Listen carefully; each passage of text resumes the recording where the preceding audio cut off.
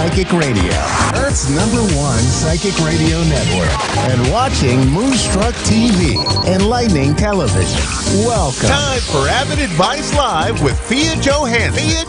Live from AvidAdviceLive.com. Connect direct. In North America, dial 888-454-2751. In London, 20-3519-2158. In Sydney, dial 02-8488-3147. Or online, contact us through our Facebook page, facebook.com/psychic radio. Or one of our websites, askoneradio.com or moonstruck.tv. This is Avid Advice Live on A1R, the Ask One Radio Network.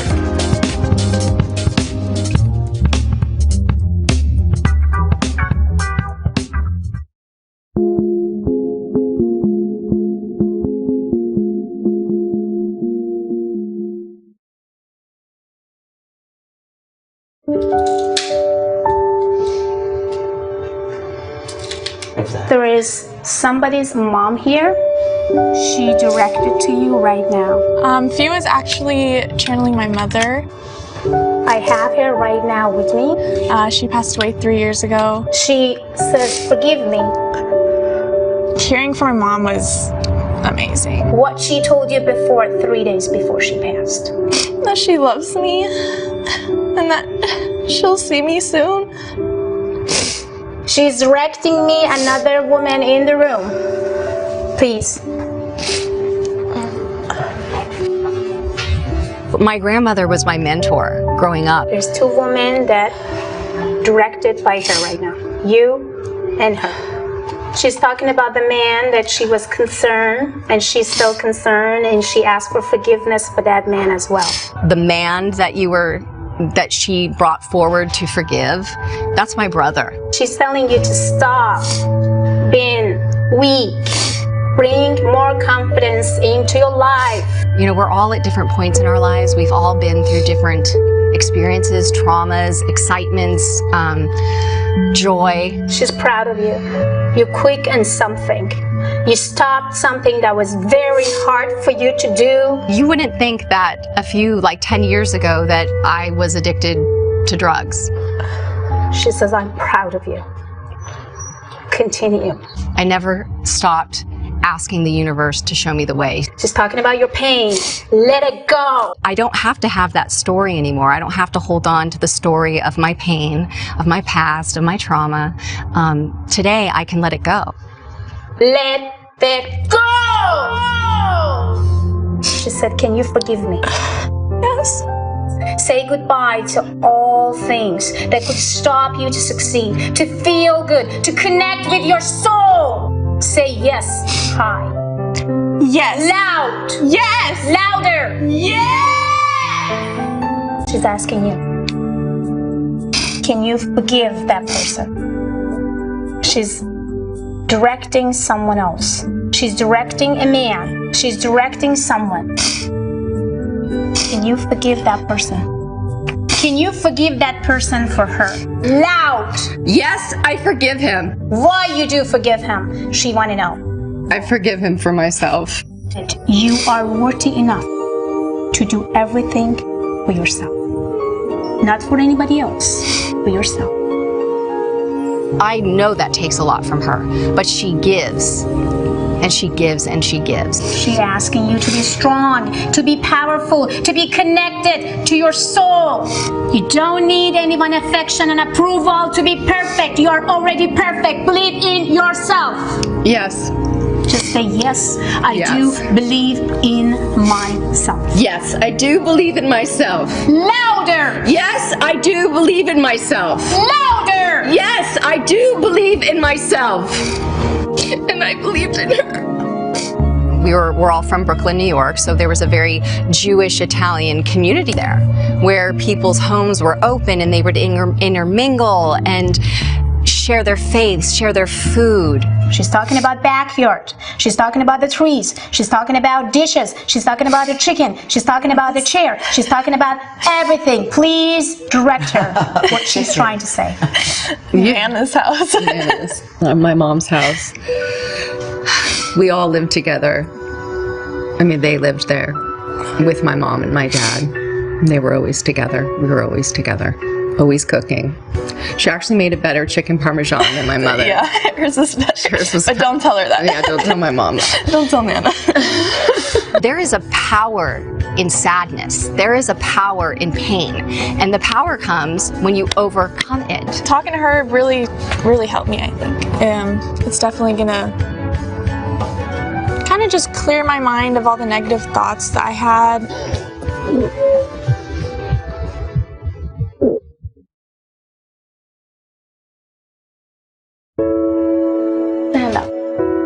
My father, Congressman Ron Dellums, who passed away a year and a half ago, visited Fia. Today was a day to remember Ron Dellums, who in 1970 brought to Congress an anti-war and anti-apartheid stance that was branded as radical and dangerous. Oh my God. He's asking, do you remember my hand? Oh, yeah. Do you remember what I told you? Yeah. Do you remember why I told you? Yeah. Dellums' youngest daughter, Piper, is proud that her father became an early voice against oppression in South Africa, applying pressure that would one day bring an end to apartheid. You said, take my legacy, take my mantle. You're the smartest person I know. Go into the world and heal the land and do it in your way. You know, Ron never gave up. He never became bitter. He loved people. This is not my hand, this is your dad. He wanted you to tell again, louder, louder and clear, what he told you. I'm passing you my mantle and passing you my anointing and passing it to you. You're the smartest one that I know. Run. There's so much work to be done. Run, run, run and heal the world and don't stop. Do it in your way. Run, baby girl. Do it in your way. So she's spoken to me like a sister, but also like an angel. He said, I saw you when you cried in front of that candle. Why did you cry? She's given me the faith and trust and support that was being given me by my dad before he left. So she's done this beautiful transition of allowing me not to feel the void of his leaving. I don't know where to go when I'm not speaking with you, or I just don't know how to feel safe in the world without you in it. In the area where I don't have a female in my life, because I don't have a relationship with my mother and I don't have a sister. She has stepped in with the feminine to remind me that I am also loved and purposeful and beautiful and worthy, that I'm valuable. It's not just me that tried to basically sending you messages and changing her. So she changed me in so many ways as well. So our silly song goes this way. We are the key to do more than just let it be. The key to our destiny is in the hands of our humanity. His love is more than a philosophy, 'cause we are the key. We are the key. We are the but key. Diamond's key.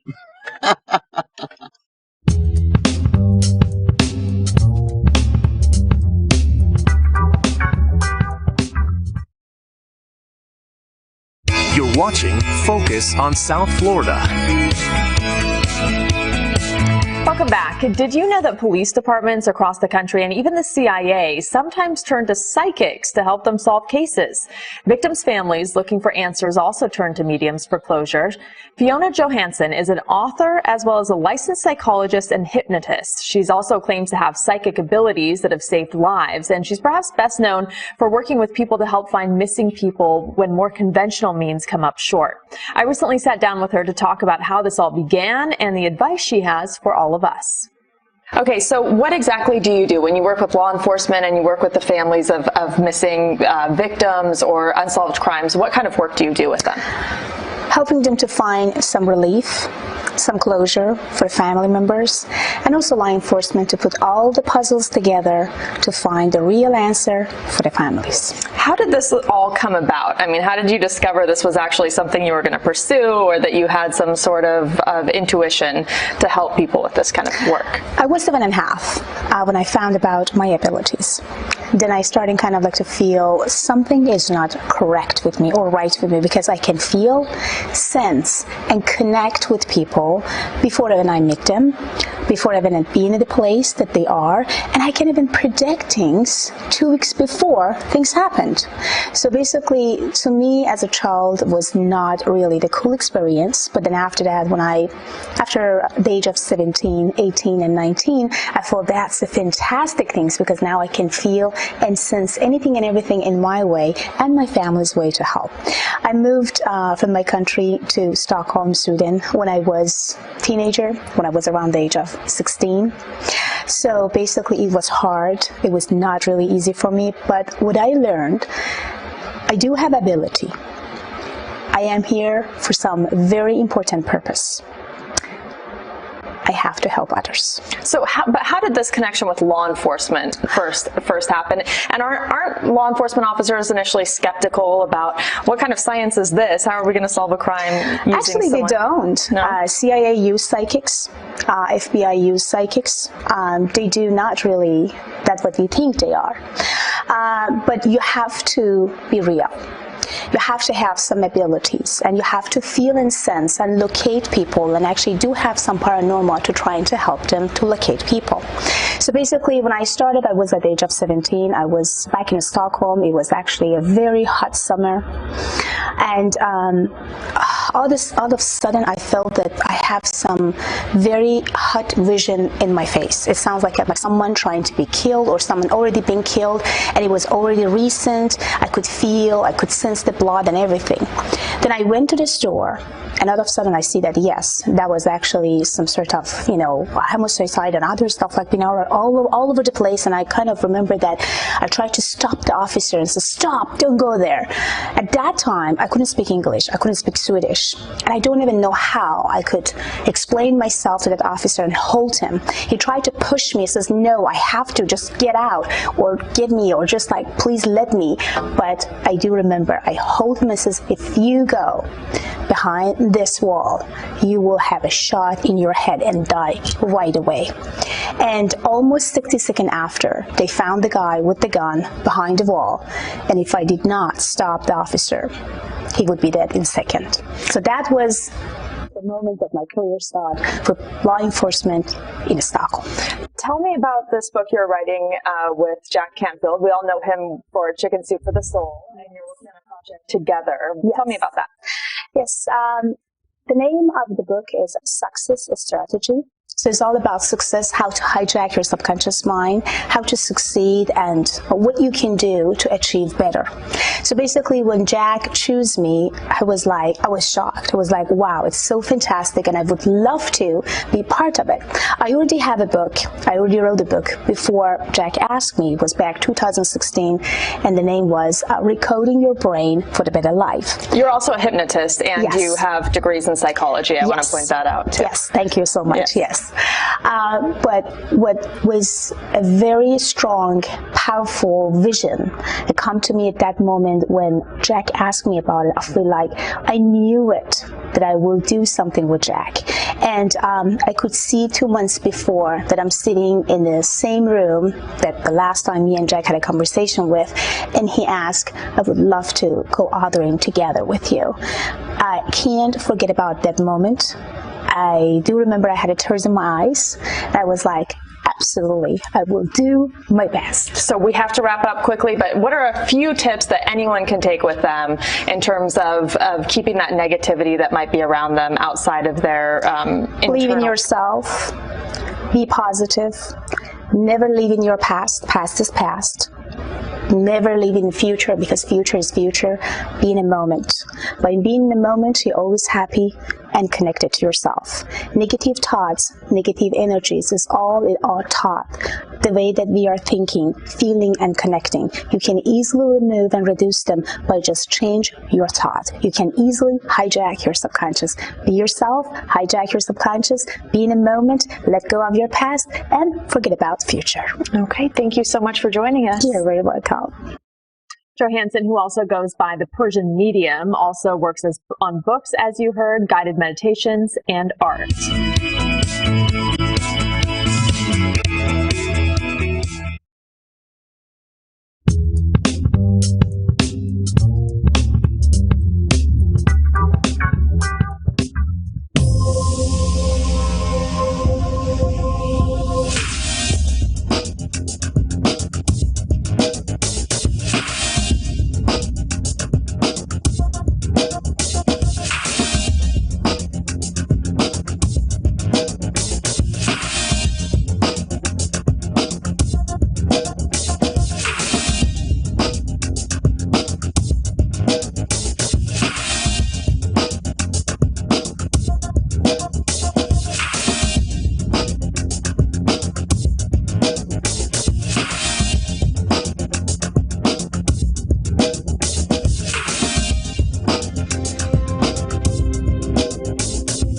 Welcome back to Times Square today. I am your host, Greg Roulette, and I am very excited for our next guest because she is known as the Persian Medium, the subconscious mind surgeon. She's a motivational speaker, clinical hypnotherapist, and celebrity psychic medium. This is going to be a fascinating conversation with my good friend, Fia Johansson. Fia, how are you doing? Welcome nice to the show. Meet you. Thank you. I'm so excited to talk about what you've been up to because you've been getting some major attention lately, some amazing work with law enforcement. You've recently been featured in Forbes, Wall Street. Like, what's going on? Like, let's just start there. What's been happening with you? Yeah, I'm shocked too, to be honest with you. Yeah, I'm honored to be featured on Forbes magazine and also co-authoring with Jack and Phil. And at the same time, I find my purpose. Yeah. And my purpose was about to help others. And I started my career with law enforcement when I was at the age of 17. And I started in Stockholm. And when I came to US, I feel that I have to do the same because I do have a gift. I could help people, 1 million of them worldwide. Yeah. And why not?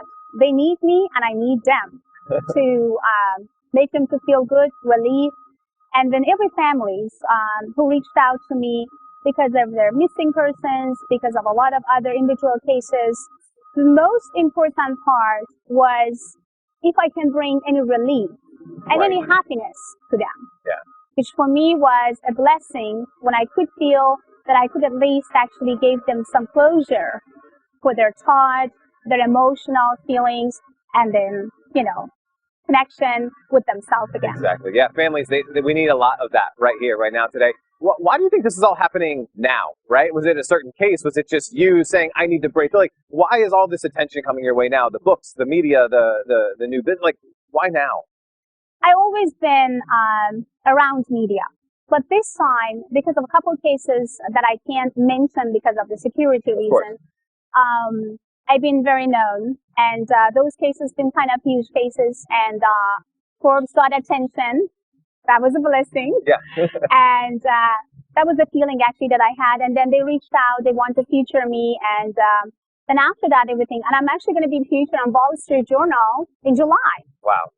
So I had an interview with iHeartRadio today. They reached out after they saw Forbes.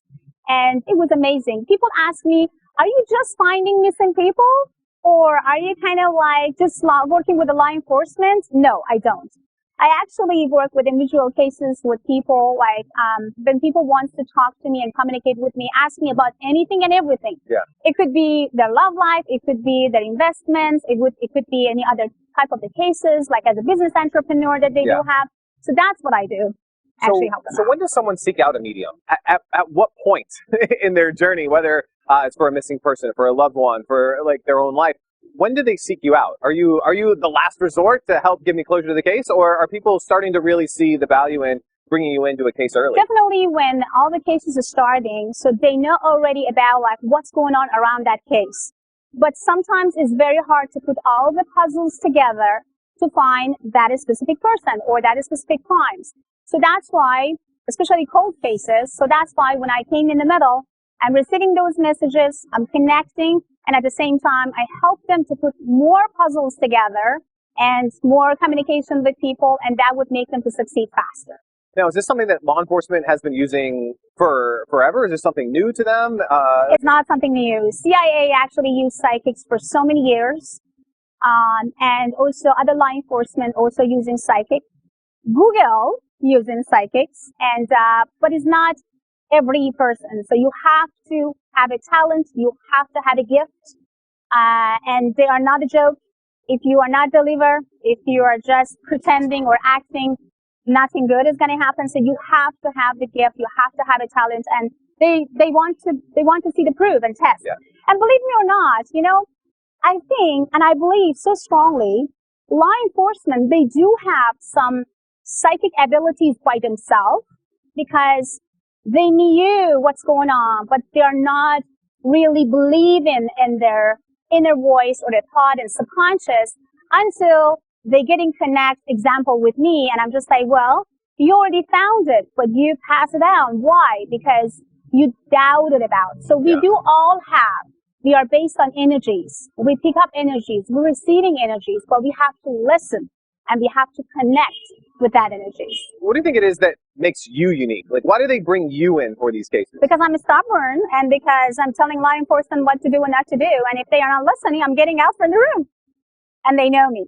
People who actually worked with me in the past, they know I'm real and I'm serious. People who may just shaking hand with me just because of other sources that have been interviewed or introduced by.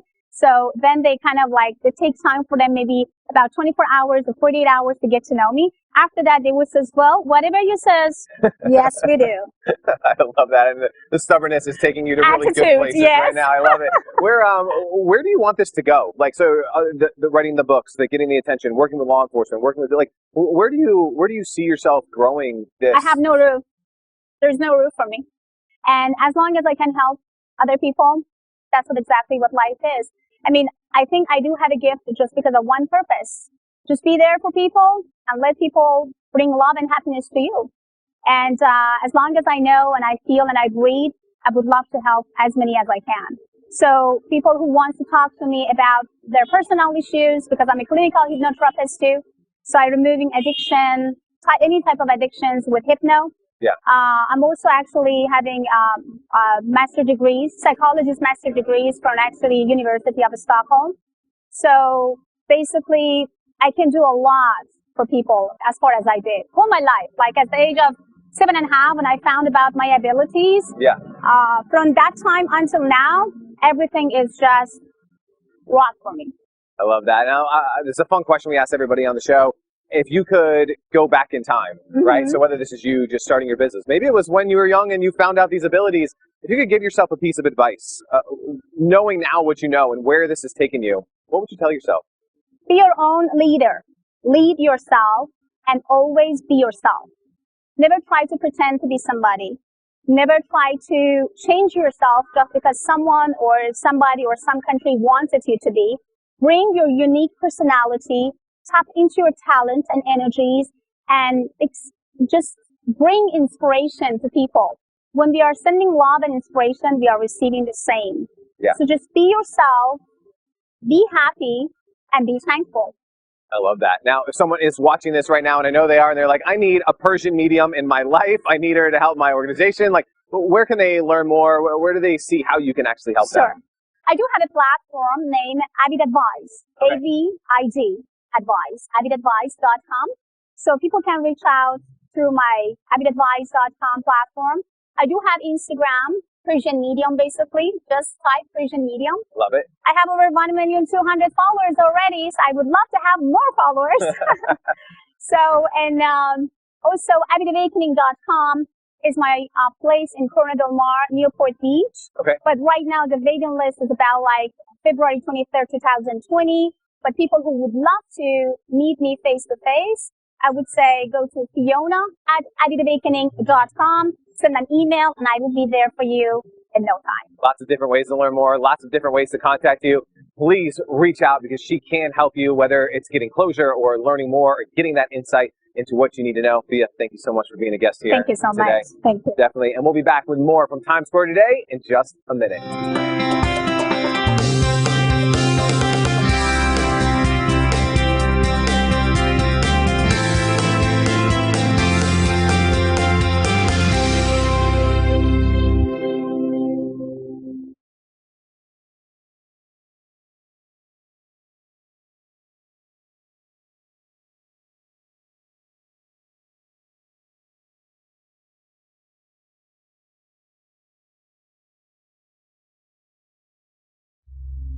Welcome to Avid Awakening, a beautiful, gorgeous wellness center who will adjust you mentally, emotionally, and physically. Also, it will help you to manifest your findings, anything and everything you desire for. This place is a very beautiful place which is located in Corona del Mar. So please book your appointment today.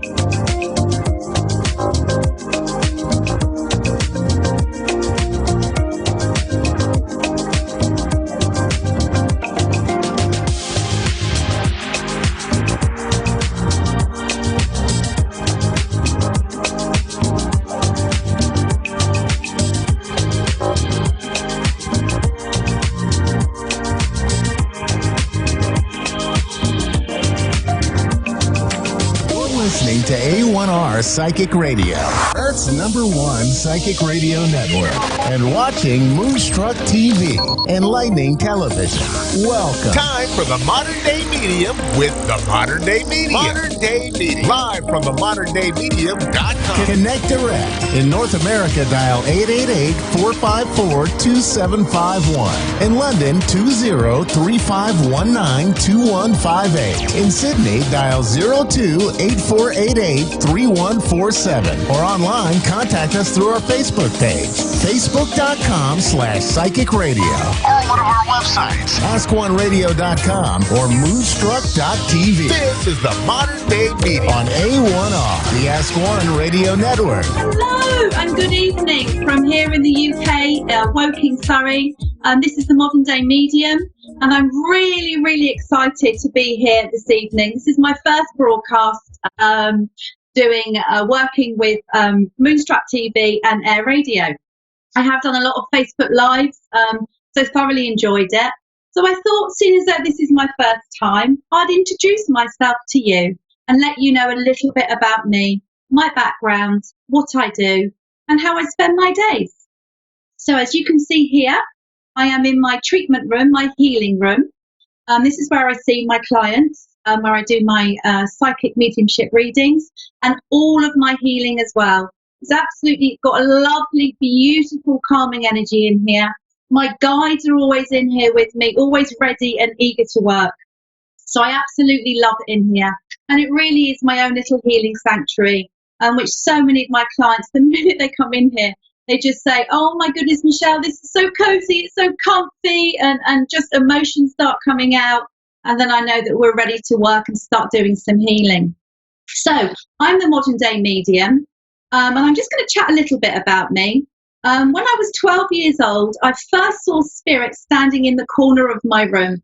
I was lying in bed, couldn't get to sleep, and there was what looked to me like a 6 or 7 foot figure wearing a black cape stood in the corner of my bedroom. Well, you can imagine, I was absolutely petrified. I didn't know what to do, where to look.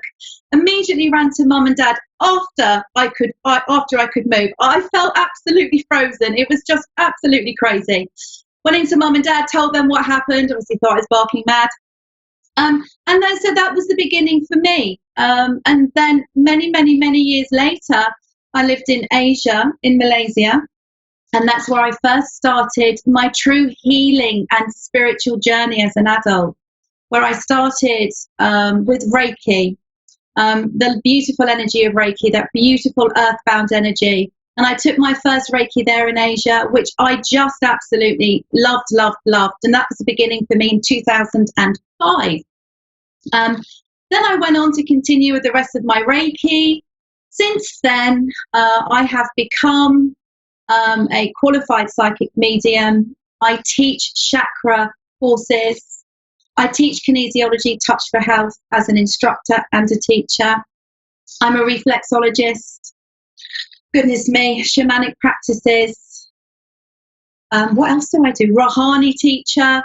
I do a lot, and I just absolutely love it and love the changes that healing can bring in for us all. And indeed, the healing that we can do for ourselves as well. Let's not forget, we all have that capability within us.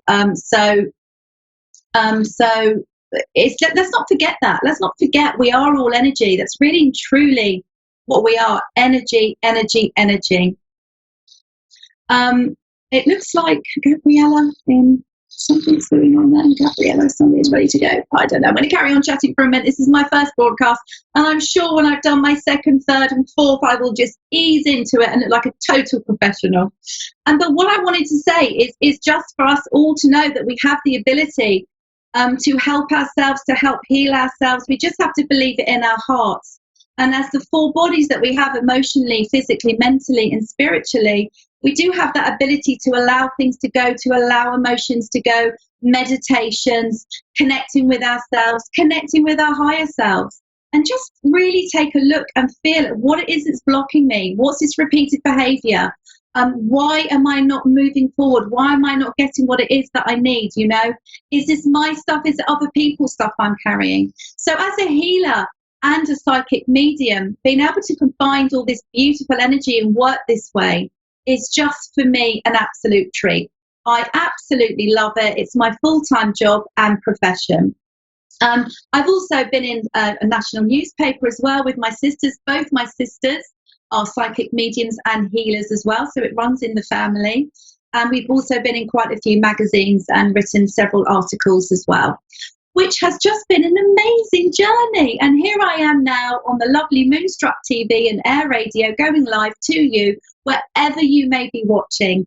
And I honestly, from my heart to all of your hearts, I wish you much love and health and wellness.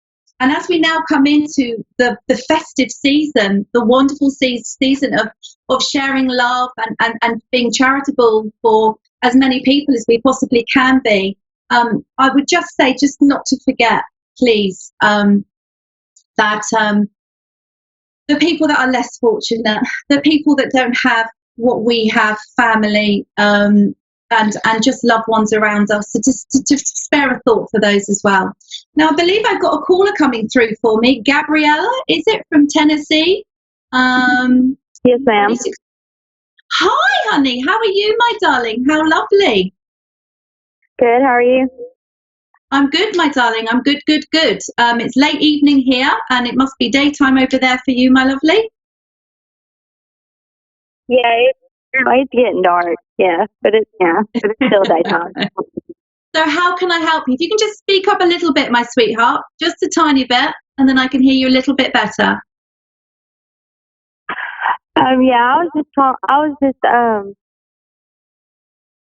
wanting to get a reading over me losing my boyfriend. Okay. So you want me to do a reading for you and your other half, my lovely? Yes. Okay, that's fine. Right, now, as immediately as I first come into you, the first feeling I would get is a little bit like you've been out of sync with each other. You're not quite in rhythm. You've lost that boom and that little bit of spark at the moment, if you can understand that, my love. I need to say to you that it feels there's a lot of stress and a lot of pressure around the both of you at the moment. Can you understand that, my love? Yes. Perfect. Now, I feel with you, you're so sensitive, and you come from such a good place. You've got a really lovely heart, very, very caring heart.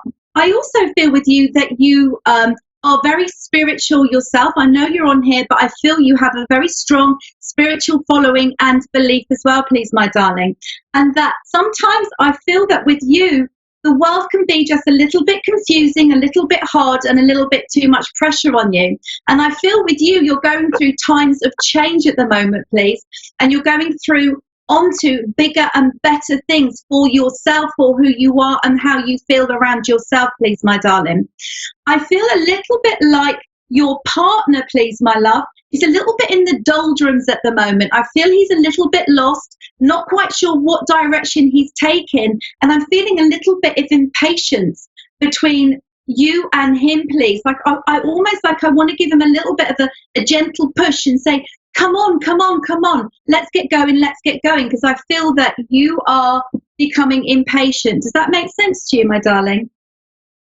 Yes, ma'am. Okay, that's good, sweetheart. Now, I just want to say to you, I also feel with your partner some emotional issues, sweetheart, some emotional loss. Some in his head, he's very, very dizzy. I'm feeling he's a little bit low and a little bit down as well, my darling. And it just makes me feel he just also needs, despite he needs that gentle push, he also needs some nurturing, some understanding, and some love as well at the moment, please, my love. Now, I've got somebody that's wanting to connect with me from the spirit world, please, my darling. Can I ask, is your mum in the world of spirit, please, sweetheart? I'm sorry, what did you say? Is your mum, I've got a mother-like figure connecting with me here for you, please, my darling. No, I don't know. Okay, can we go with grandmother, please, darling? Can you get what? With grandmother, your grandmother, darling. Yes. Okay, that's fine. Now, this lady comes in and connects with you. This is on mum's side, please, sweetheart, if you can understand. Now, she is a very she feels like a biggish lady, a big personality, and she wants you to know that she's very much around you at the moment and supporting you. And the reason that she's coming forward is for you to draw on her strength and her support, please. I feel things between you and your partner are going to improve. There's going to be that reconnection, and things are going to get a lot better for both of you. There needs to be some communication between you two. I feel that the communication has gone off and died a little bit as well, and you just need to almost bring this back, bring this love back, bring this communication and sense of fun and laughter back as well, all right? Now, I have to say that I feel coming into Christmas and after Christmas, things will be feeling better for you, and you'll be feeling more stable and secure within yourself and your relationship as well. Are you still there, darling? Yes, ma'am. Okay. And is there anything else you want to ask me, my lovely? No, just, is there anything, any more connections you're getting? Also, can I ask, who has the lower back problems, please, my love? Lower back, coming into lower back, is a bit achy, it's a bit sore. Is this with you, my darling? I'm sorry, what'd you say? Do you have lower back issues, sweetheart? Yes, ma'am. Yeah, I'm just being aware that you need to get this looked at and just have some attention paid to this, please. All right, so don't neglect yourself, darling, because I know you've got such a sweet, kind heart. You worry about everyone else around you. But please, please, darling, can you make sure you get this looked at and take care of yourself? I've got a gentleman coming in here from the world of spirit, please, darling. It feels very much like a fatherly figure. Can you understand that, darling? My uncle, yeah. It's a gentleman that would have gone with issues with the heart. I feel that salt was a problem for him. This gentleman would have had a high blood pressure, please, darling. He makes me feel before he went back to the world of spirit, he was incredibly thirsty, almost a bit like how diabetes or diabetics are. He's very big energy. He's got a wonderful personality, very, very funny. He stands, despite the fact I'm sat down, my sweetheart, he stands quite above me. He feels quite tall and quite a powerhouse. But this gentleman connects with you and your partner, for both of you, please, okay? He's bringing in lots of love around you and for you both. And again, he's reassuring me that, hey, girl, you know, it's like there's the ups and downs and the bumps in life, and this is just where you are at the moment. You're just in a bump, and then there's going to be some nice, smooth road for you as well, please, my darling. This gentleman enjoyed his food a lot. He really, really did. And he was a funny guy who'd have liked jokes, told jokes, and a great sense of humor as well. He's telling me before, in his later years, he got a little bit grumpy, a little bit moody, and a little bit short. That's because he really wasn't feeling great. And he wishes to apologize for that as well, and apologize to you and the family. He sends a huge amount of love to all of you. And I also want to say that he makes me feel he was a great organizer as well, this gentleman. And I feel that that flows through within you as well, my love. All right? Yes, ma'am. You've got a lot of spirit around you. You really have. You whether you meditate or link in or talk to spirit yourself a lot, you have a lot of support around you.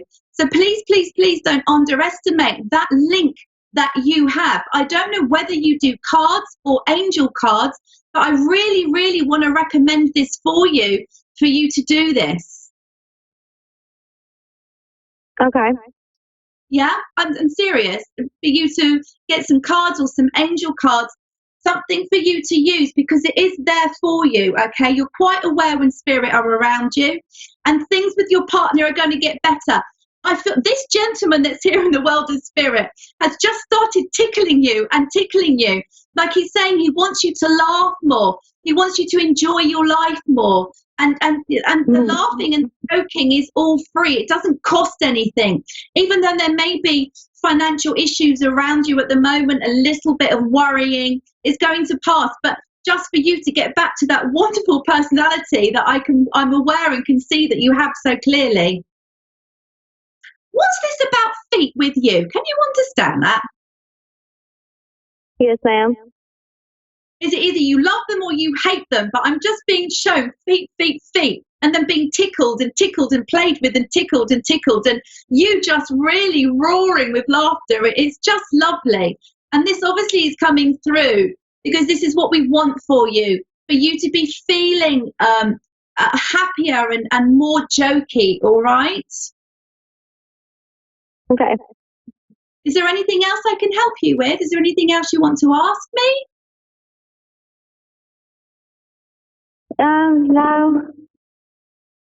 Does that answer you? Has that helped you, my darling? Yes. Good. So just know for your partner, I just feel with him, he just needs a bit of support at the moment. I feel he's a little bit down, a little bit low. I also feel he's quite a closed book and doesn't express his emotions a bit at the moment. And I feel you're bouncing off each other a little bit at the moment. It's sort of a bit like a tennis match, if you can understand.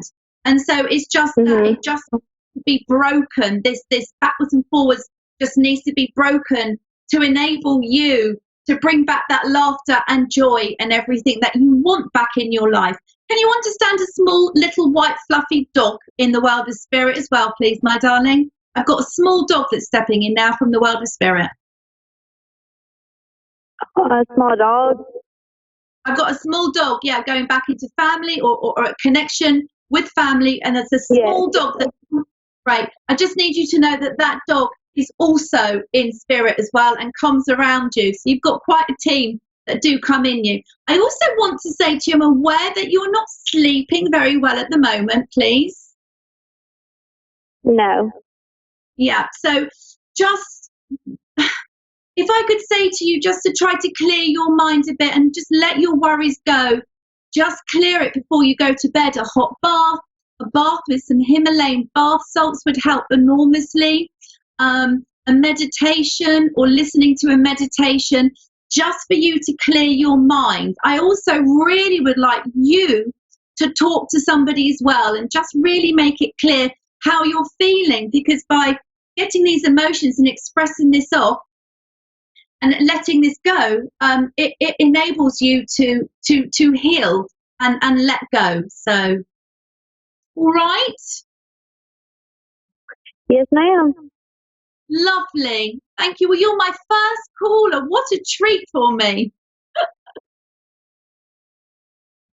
Yeah, thank you so much. So welcome, my darling. So happy. You can find me on the Modern Day Medium Facebook page, website. I do quite a lot of stuff for free and things like that, recipes, etc., etc. So hopefully I'll see you there. Take care, darling. Enjoy the rest of your evening, sweetheart. Thank you so much, too. Bye-bye, sweetheart. I think I've got another caller maybe coming through in a minute or so, but let's just carry on. What a lovely lady. Lovely. So I was just talking about how we can help to heal ourselves and help to let go of emotions, and that really is just so incredibly true. Just even being out in nature and standing amongst the trees, standing in nature, allowing these emotions just to release and let us be free. We can almost see them. If we're having problems in our heart, we're upset, or in our solar plexus, well, there's too much going on in our head. Just going for a walk with intention of, okay, look, I know I'm overloaded. I need to release this. I need to let this go. I need to get a breath of fresh air. And I need just to relax, just connect with myself and listen to what my higher self is saying. Oh, a meditative walk can be incredibly healing. And again, it doesn't cost anything, you know, just going out. If you can, even you go to some woods, if there's woods near you anywhere, a park, or even if you can't get out, if you're not feeling well, just to imagine or see yourself in that environment is incredibly healthy and just so good for us, so good for our mental health and our mindfulness as well. So that's a really good thing to do. So well, here I am, the Modern Day Medium. You can find me on my Facebook page. Also, I'm on Instagram, I'm on Twitter, and I have a beautiful website, the Modern Day Medium. I've been doing so much the last couple of weeks. It's been crazy. I run a couple of circles where I'm teaching psychic mediums. One is here at home. One is at a lovely yurt that I go to. It's just absolutely beautiful. And I've been writing some lovely courses as well for next year, which have written by my own fair hand from all my years of experience and training. I've combined it all together for a true spiritual intervention. It's a 6-week course, which is just lovely, just to help so many people, whether you be practitioners or not, or just really looking forward to stepping into and going into a spiritual journey or finding out more about your energy. It could just be you want to know about your auras, your chakras, your meridians, and how does that all work? How can you help clear that? Or how do you clear energy in your home? I mean, let's face it, we all sit in our homes, we all have down days, we all have arguments, and we all have children that might drive us a bit mad, or don't have children, might have pets that drive us mad, or feel angry, or feel tearful. And all of these energies literally do stay in our home. They do, because we're all vibration, right? So as we're giving out these vibrations, it's just staying in our home. So there's food for thought there, isn't it? I think I've got somebody coming through now. Laurie, I think it is. Hello. Hello, honey. How are you? How are you? How lovely Could be better, could be worse. Can you hear me okay? Yes, can you hear me all right? I can hear you just beautifully, thank you. Good evening from England. Whereabouts are you in America? I'm Gerardville, Pennsylvania.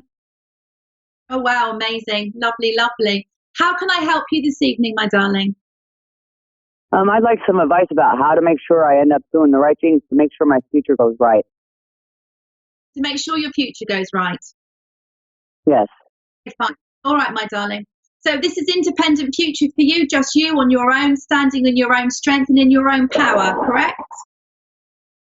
Yeah, or if there's anybody in my, pictured in my future with me, that'd be fine too. Okay. I can't hear you that well. You're kind of coming in and out. I'm going to work as I work. Okay. Let the spirit give you what I'm being given. Hold on, let me see if I can find a better spot in the house to sit. Can you hear me better now? I can hear you better now. That's lovely. Thank you, darling. So as I come in immediately, I'm aware of lots of broken past, broken promises. I feel a lot of heartache with you and quite a lot of loss, if you can understand, please, my darling. I'm feeling with you at the moment. You've grabbed your life and you're going, right, this is not going to happen to me again. I am not doing all of this again. Does that make sense to you, please? Yes. Great. I absolutely see you moving forward in your own life with you independently. I want to say to you that I need you to either do some meditations, but definitely for you to let go of repeated thought patterns, okay?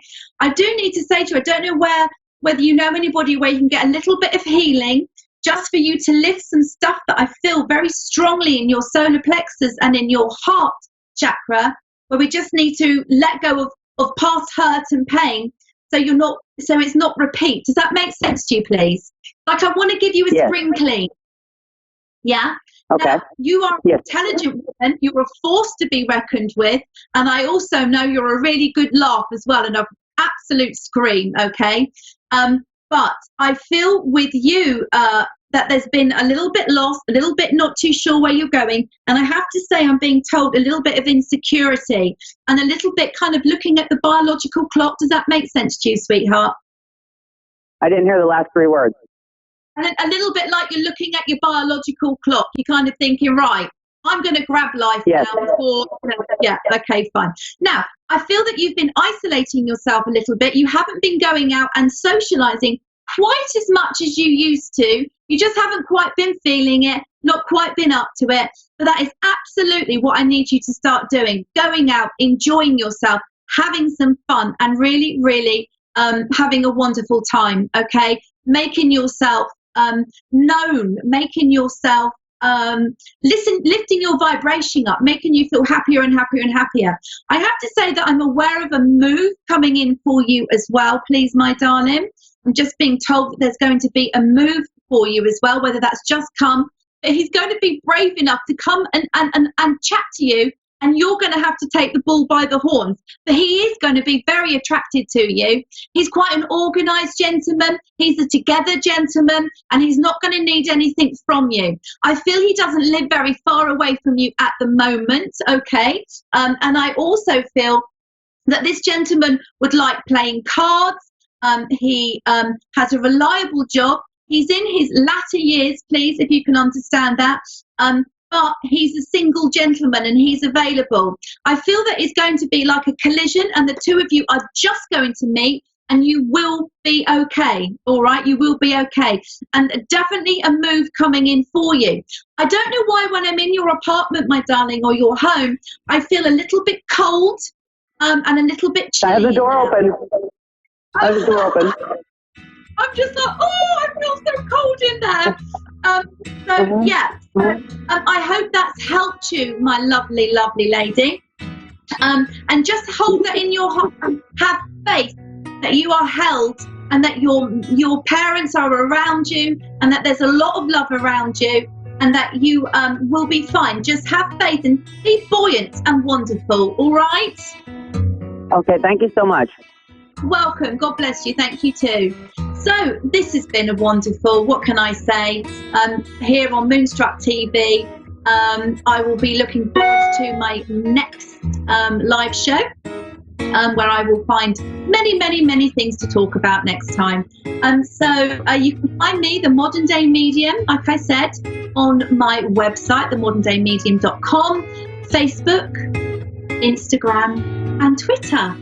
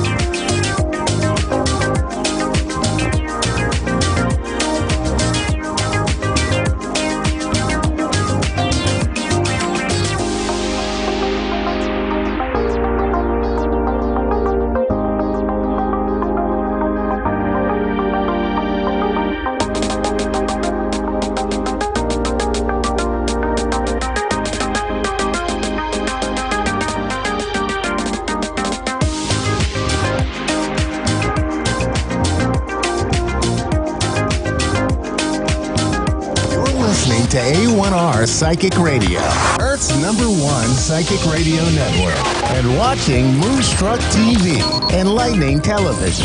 Welcome. Time for a gateway to the spirit world with Gail Moffat. Live from GailMoffat.com. Connect direct. In North America, dial 888-454-2751. In London, 20-3519-2158. In Sydney, dial 02-8488-3147. Or online, contact us through our Facebook page, facebook.com/psychic radio. Or one of our websites, askoneradio.com or moonstruck.tv. This is a gateway to the spirit world on A1R, the Ask One Radio Network. Hello and welcome to another show of A1R Radio and Moonstruck TV. It's a bit of a mouthful to get it all out, but anyway, we're there. So first of all, I like to do a little bit of a spiritual talk, and then we look to have some callers ring in, and I do some readings, which is going to be quite exciting. So I know we've got a couple of callers going to be waiting to speak. But before we go to them, let's do my little spiritual talk. And I was thinking about what I could talk about today, and I thought I'd talk about the word clairsentience. And now, some of you may have heard that, you know, when mediums work, they have certain ways, and these ways are clairsentience is one of them, which is basically you feel things. Clairaudience, you hear, and clairvoyance is you see. And so I just was going to talk about clairsentience because I think this is something that will very much apply to some of you out there, because I think that everybody has some level of ability to do this, and it's whether you choose to sort of run with it and develop it as I did. But clairsentience is just that sort of feeling, and I just wonder sort of how many of you had that feeling that about something, or just knew something, and or a gut feeling, and that is clairsentience. You just feel things, or just know. That's another one. Just a knowing of something that's going to happen, and that can happen too. And I remember when I was going through my 20s. Of course, I'm 31. No, not really. When I was going through my 20s, I remember I used to feel things all the time and just know things. And I remember thinking, I must be psychic because I keep on feeling things. And I'm sure there are people out there that has exactly the same experience. And if you're interested, I think it would be great for you to sort of develop it and think about taking it further, because I know that the spirit world want to be able to communicate to us and want to be able to communicate with more people. And, you know, my guides have said to me actively that they will be coming forward more clearly than they have done before to basically communicate with as many people as possible. And I know that this is something that is the spirit world is quite excited about, that they're looking to do. So you may be one of those people that start to sort of, you know, start to hear things more clearly, and I think that would be so that would be quite exciting if you are that person that can do that. So the other thing is that, you know, with clairsentience, the other thing that, you know, when you're communicating with people is that you can actually, there's some weird things that you can do. There's that people don't actually talk about, and that's clairgustance, and that's, you can smell things. I mean, how bizarre is that? And I remember watching somebody who was a medium and said, I can smell smelly socks. And I thought, well, that's peculiar, you know, and it's something that most mediums probably don't have most of the time, or it's quite a rare one. But Claire Gustians, I think that's an unusual one. And I quite often, when I smell that polish smell, I know my grandmother is around. She was very clean and very tidy in her home, unlike myself. But so she was. So I could always smell that smell of the polish and everything, which I think that's quite sort of interesting. It's almost like it's her trademark, which is fun. I wonder if any of you have had those experiences about the smell or anything like that. Anyway, so that's food for thought. So let's move on to somebody who would like a reading. And I believe we have Sydney from Vancouver in Washington. Are you there, Sydney? Hi, Gail. Yes, I'm here. Oh, what a cheerful voice. I am a medium, and I am able to connect to loved ones in the spirit world, or I can connect to my guides and look to help you with some sort of guidance. Is there a particular way that you would like, or an area where you'd like me to focus? Yeah, I would love anything that comes through, of course, but especially if you, I just recently had a very close loved one pass away. Right. Okay. Well, I just went quite shivery as you said that. So and that's just spirit as they get close to me. Right. Would I be right in saying that this person that passed, it was an accident? Yes. Because I got accidents sort of straight away. And I feel like and what the other thing I'm being told is that I feel like this person had big plans for the two of you. Would you know about that? Yes, absolutely. Would I be right in saying that you weren't married? No, we weren't. We wanted to.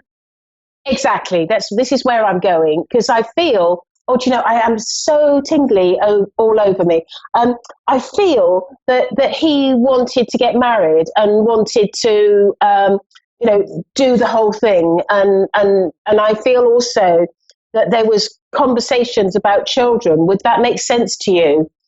Yeah. And also about either you just bought a house or were thinking about buying a home, together. Would that make sense to you? Yes, we always talked about buying our dream house. Yeah, and also I get the feeling that he likes the outdoors quite a lot as well.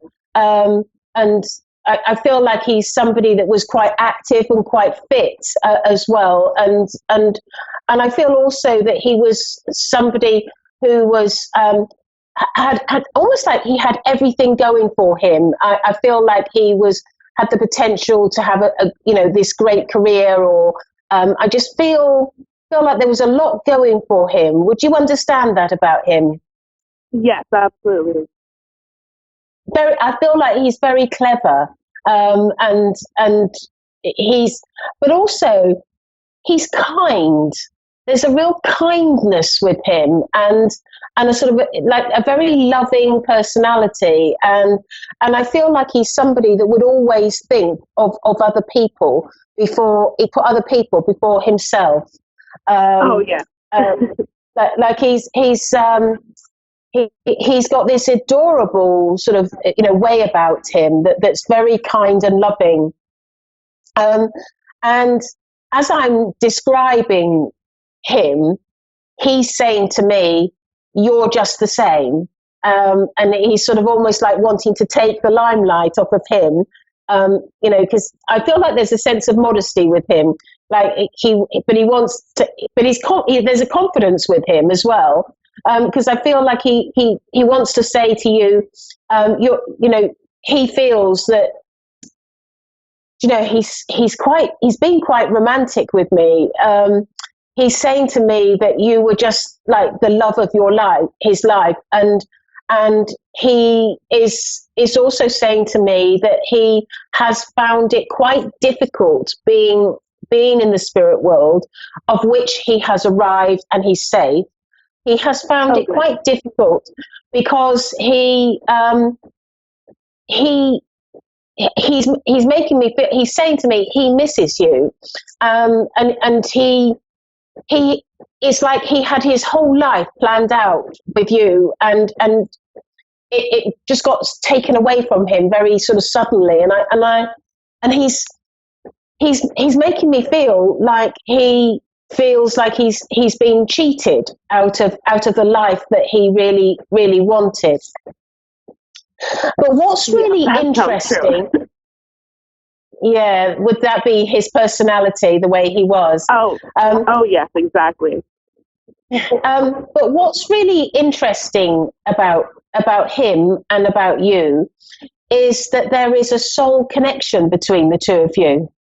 And I don't know if you were aware of this. Sometimes we just feel like there's this connection, you just don't understand it. But I just know that there is a soul connection, and that you've had other lives together. Your I don't know what to call him, boyfriend, fiance. He's saying to me that he's saying that there were numerous lives that both of you have had together, and he's only found out a lot of the details since he's been over there. And he's also saying to me that he has spoken to the powers that be, possibly God, about his path and about what he's going to be doing.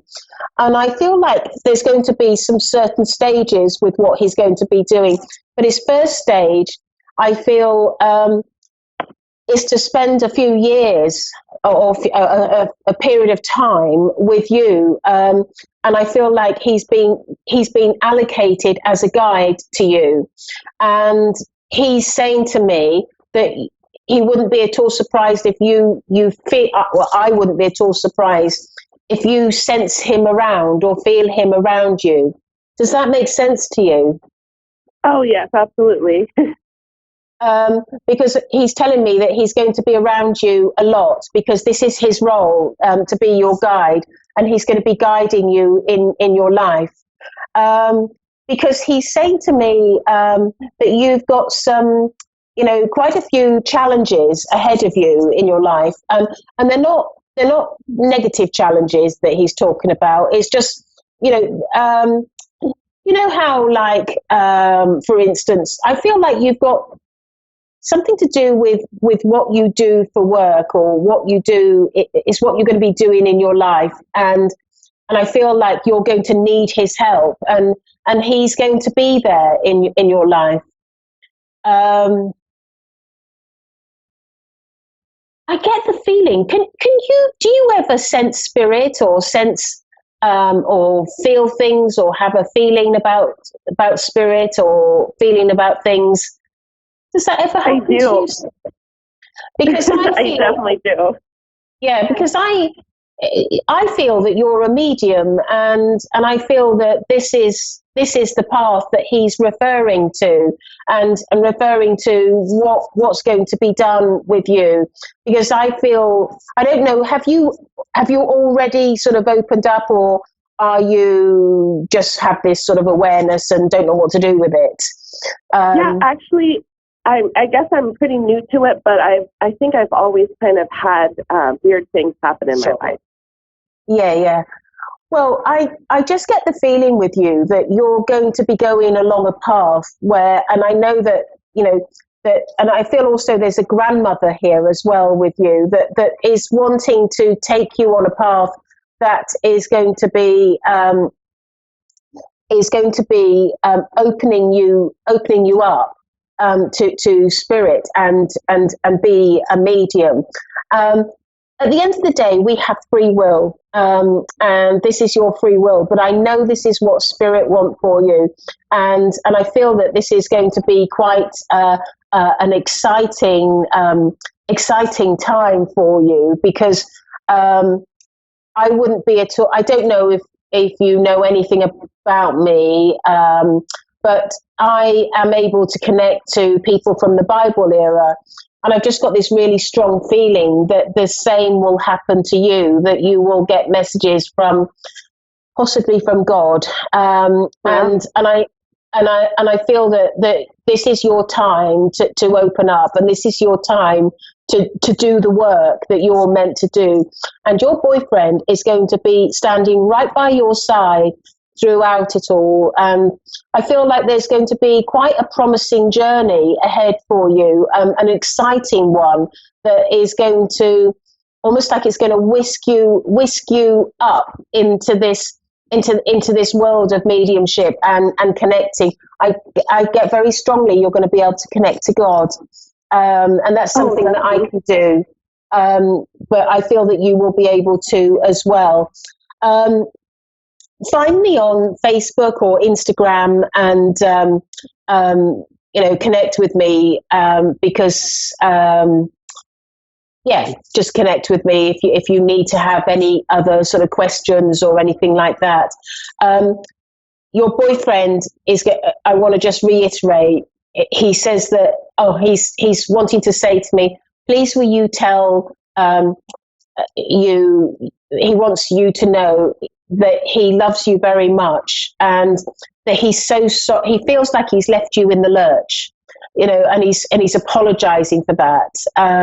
And he's saying to me that he knows that you wouldn't think that in that way, but he's saying that he's thinking about your feelings and how you've had to cope since his passing. But he is saying to me that he loves you very much. And so thank you very much for calling in. Is that okay for you, Sydney? Oh, yes, that was wonderful. Amazing. Thank you so much. Okay. And don't forget, find me on Facebook. My name's Gail Moffat. Okay. Thank you for calling in. So we have Adeline in Wilmington, North Carolina. Hi. Hello, Adeline. How are you? Now, it's Adeline, actually. You actually got it wrong.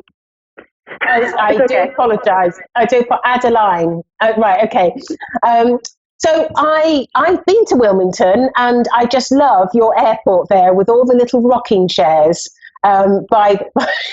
It's so cute.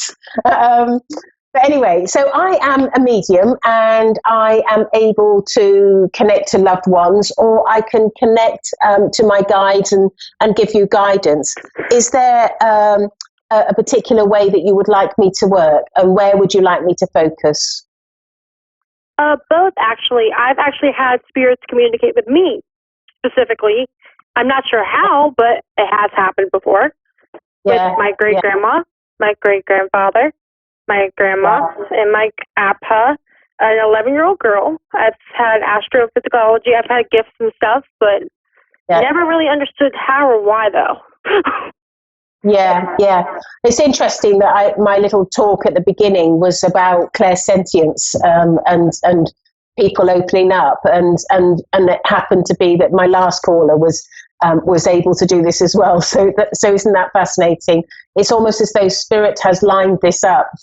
Is there anybody in particular that you would like me to focus on, or would you like me to talk about your grandfather?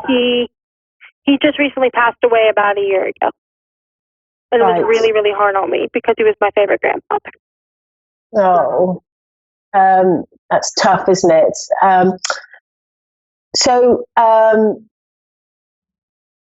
Okay. I get the feeling with your grandfather is, I almost feel like that he was somebody that would like to spend his, time. I don't know whether it's out in the garden or outside, but I just feel like I'm outside with him. Would that make sense to you? Absolutely. He was a contractor. He loved to be outside. That's what he did for a living. He was a contractor. Yeah, because I'm seeing him sawing as well, sawing wood. Would that make sense to you? Absolutely. He was a contractor like my father is. This is my dad's dad, so. Right. Yes. Yeah. And I know that he was. I also feel that he was quite highly thought of as well, and was somebody that people. I feel like people liked working with him because he's somebody that's very fair and very and almost like didn't overcharge and was fair and was kind to people and sort of like efficient, sort of arrived on time and all of those things and cleaned up after yourself or whatever. But I just get this feeling that he was somebody that was well respected for his work. Would that make sense to you? Yes, he was very respected for his work, but the way he ran his business was very, very, very strict. But he was very, very sweet to me at very end. Like he got nicer as he got older. So that's something that I do realize. Yeah.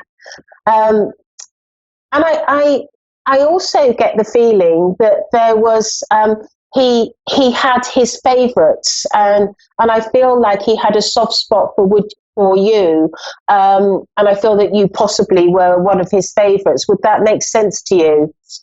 I was his favorite granddaughter. I was his favorite grandchild, actually. Yeah, that's exactly what I felt. And he's saying to me that he would have. I feel like he would have wanted to help you with anything in life. Almost like I feel like I want to either set you up in some way or. I feel like he would have helped you financially or wanted to help you financially or, helped you with college or helped you with something like that. Does that make sense to you? Yeah, I'm planning on moving in with my boyfriend and like marrying him and everything. But he couldn't have done that because he had Alzheimer's for like 7 or 8 years. I took care of him by the time I was 13 years old. I was taking care of everybody else, including him. And to me, that's very, very hard.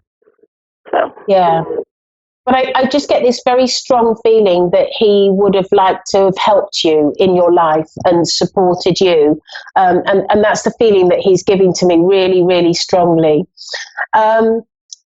He's saying to me that there's something that you have of his belongings, and it makes me feel like it's quite sort of small, and. Did he have something that like a tiny little box? And I feel like I want to sniff it as well. I don't know why I want to sniff it. Does that make sense to you? I have a sweater of his that's in my drawer, but I also have a bullet from shots at his funeral. It's a bullet. Right. Okay. And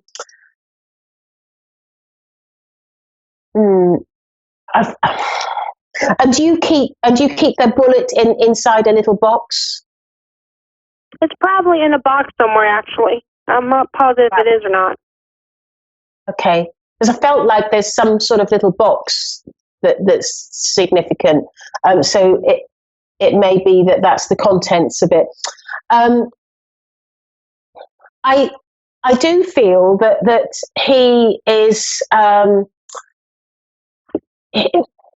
I feel like he's quite relieved to be in the spirit world, and not everybody is that relief, but I get this feeling that there's a relief for him because he makes me feel that he struggled for quite a few years, and I feel like he's free from his struggles, and I also feel with him that there is somebody else in the spirit world that he is really attached to and is pleased to be with, and I feel like this is another female.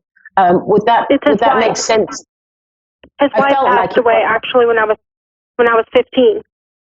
He passed away when I was 21. Right. It felt like a woman that he loves, and I feel, and he's saying that he's saying to me that he's just very pleased to be with her because he missed her, and I feel also that he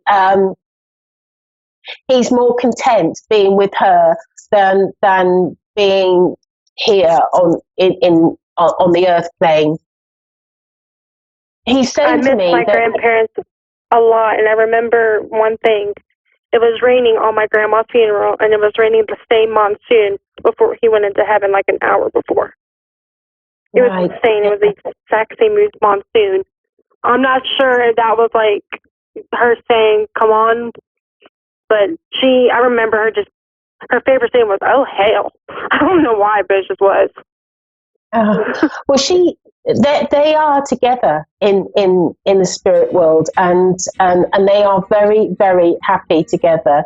I feel like there is a strong bond and a strong love between the two of them, and I also feel that to a point they were inseparable. They were very close with each other, and I know he keeps on telling me that he's just so grateful to be with her, and he wants to thank you for everything that you've done and how you have helped him and for your love, and he tells me that he loves you very much, and he says he wants you to know that almost like don't forget,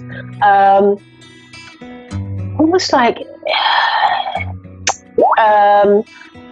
like don't forget, almost like when something to do with when you're going over a bridge, don't forget. Would that make any sense to you? It kind of does. Sorry, I started to cry because I felt his spirit just standing in front of me. Right. And I just you just felt it. But he's saying to me that I get the feeling that there's something about a bridge that goes almost like goes over to the water or goes over to an island or something near where you live. And I just get this feeling that this bridge is significant with you and him. And I feel also there may be a memory with going over the bridge or, going with him somewhere over the bridge. It's either a memory or there's something that he's connecting to of this bridge, because he wants you to remember him in a special way.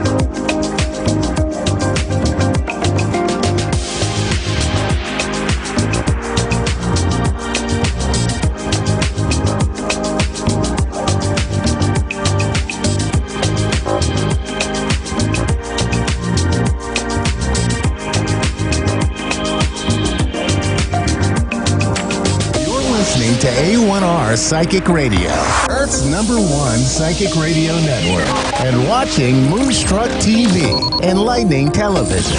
Welcome. Time for Angelic Connections with Carrie M. Bush. Live from Facebook.com/Carrie M. Bush. Connect direct. In North America, dial 888-454-2751.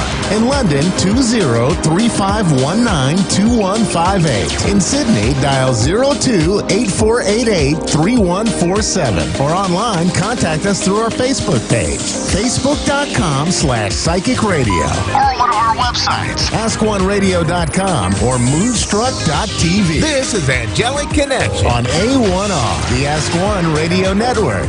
Hey everyone, so welcome to Angelic Connections. My name's Carrie Bush and I'm your host for today, coming from the UK. So how is everybody doing? How is your week going so far? Remember, you are the creator of your life. And literally, you can create your week as you wish it to be. You can create a week of positivity just purely by putting that intention out there, by asking the angels to have the most magical week, good news, good fortune surrounding you. And that is exactly what you will attract back into your life. So how powerful is that? So create your week before it's even begun. So on today's show, I feel really guided by the angels to do everybody an oracle card reading before I go to my first caller. So I am using today the Gateway Oracle cards. I love these cards. They're so, so powerful. So I've already asked the angels to pull the cards out for your little reading, your positivity and your angel guidance for the week ahead. So the first card that came out of the pack for everybody is the Renewing Your Life card. Radiant vitality is filling my life. So this card is so powerful. This is about clearing the clutter from your life. This is the clutter, having a good clear out. This is the clutter from your physical being as well as your emotional being. So make sure that you are clearing out anything that does not serve you. This can include things in your house around you. When our house is cluttered, it can really affect our mindset. It can clutter our mindset really, really easily. So this is you coming towards freedom. This is you having a clear out. It could be emotionally, it could be that you have some inner stuff that you need to clear out, that you need to release. But this is going to be the most powerful thing that you can do this week. Have a good clear out. Physically and emotionally, it really, really is going to serve you so, so well. Our second card that came out for everybody is Simplifying Your Life. I cherish the simple pleasures of life. Now, how apt is this? This one really links in with the one before. You are clearing away. You are living a more simpler life. You are clearing all of this old and making way for the new. It's about connecting to your vitality, living in a simpler way, living in the present moment. We can't easily live in the present moment and be positive if we are surrounded by lots of clutter and lots of mess. So this is about getting rid of the old and making way for the new energy, which is just right here. It's here for everybody right now. So it's about simplifying your life, making things easy for yourself and having that clarity around you, having that clear mind around you. And the way that we can easily do that is by clearing our environment. It's so very important, and it really does have a dramatic effect on your life. So our next card that came out for everybody is a Cherishing Self card. And this is I accept and I love myself. So this card is about, again, it's about nurturing, it's about clearing, but it's about looking after yourself. It's cherishing yourself, cherishing your needs, and just taking pleasure in the simple things around you. You know, just making time for you, the things that you enjoy, whether that's to have a cup of tea, a bit of peace and quiet, pampering yourself. It's about nurturing your needs. It's about coming back to the simple pleasures, connecting and savoring every single moment, cherishing yourself and cherishing the moment around you, really connecting to your inner power, really connecting to your authentic self is very powerful. We must be nurturing ourselves. We must be loving ourselves fully. We must make sure that we are our priority right now. You know, we can't pour from an empty cup. So it's so vital that we look after ourselves and we look after our own needs. So don't forget to pamper yourself. Don't forget about how important you are and to celebrate and treasure you. So our next card that came out the pack is the Opening to Love card. And this is My Heart is Open. How powerful is this card? Look at the image on this card. It's so beautiful. So this is your heart space opening. Now, it's so important that our heart space is open. We need to be coming from our heart space. We need to be coming from our love space. When we're not, we are coming from our ego, and often that will trip us up. That our ego is the powerful mind that will tell us that things aren't manifesting, that things are going to work out, or things are taking too long to work out. Our heart space will keep us centered. It will keep us in the open to receiving. So on the spiritual path, it is all about coming back to unconditional love. That is what the spiritual awakening journey is. It's about coming back to your inner being, your spiritual being, and the place of unconditional love. So your heart area is opening. If you feel like you have issues around this area and you feel like your heart area isn't as open as you'd like it to be, then work on your heart chakra via meditation. This is going to really simply open you up to love and coming from the heart energy space, which is really vital for manifesting. It's also vital for being happy each day. When you're coming from your heart space, you know, you just feel so, so happy every day. So how powerful is that? So our next card is the hearing messages from spirit. I am a clear channel for messages from spirit. So again, this is so powerful. This is where we're at right now. It's so exciting. We are the clear channel. We are easily hearing the angels and the divine and source energy right now. You are the messenger. You are the channeler. And all you need to do is you need to ask. And that is as simple as it is. You just need to ask. You invite the angels into your life. Ask the angels, you know, keep the communication as high as possible. Ask, what do you need to know? And they're going to come through and you're going to easily hear messages. So right now is so powerful. You will be hearing messages, whether this is in thought form, maybe in dream state. Dream state is a really powerful way that the angels like to communicate with us. So source energy is very strong around us. The veil is very thin and you are the channel by just inviting the angels into your life. Our next card that came out for us is the Healing the Past card. I step into my future with strength and clarity. So here we go. We have released this past. This past has been holding us back and we are easily releasing it now under this energy. We are moving forward to new beginnings. We are taking a new path forward.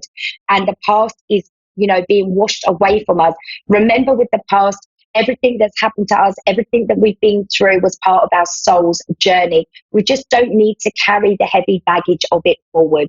We need to let it go. We need to just take the lessons and, you know, leave the rest. Let it go with love. All we need to do is just take the lessons of the past and move forward. If we're too focused on the past in a negative way, it will have a negative impact on your life.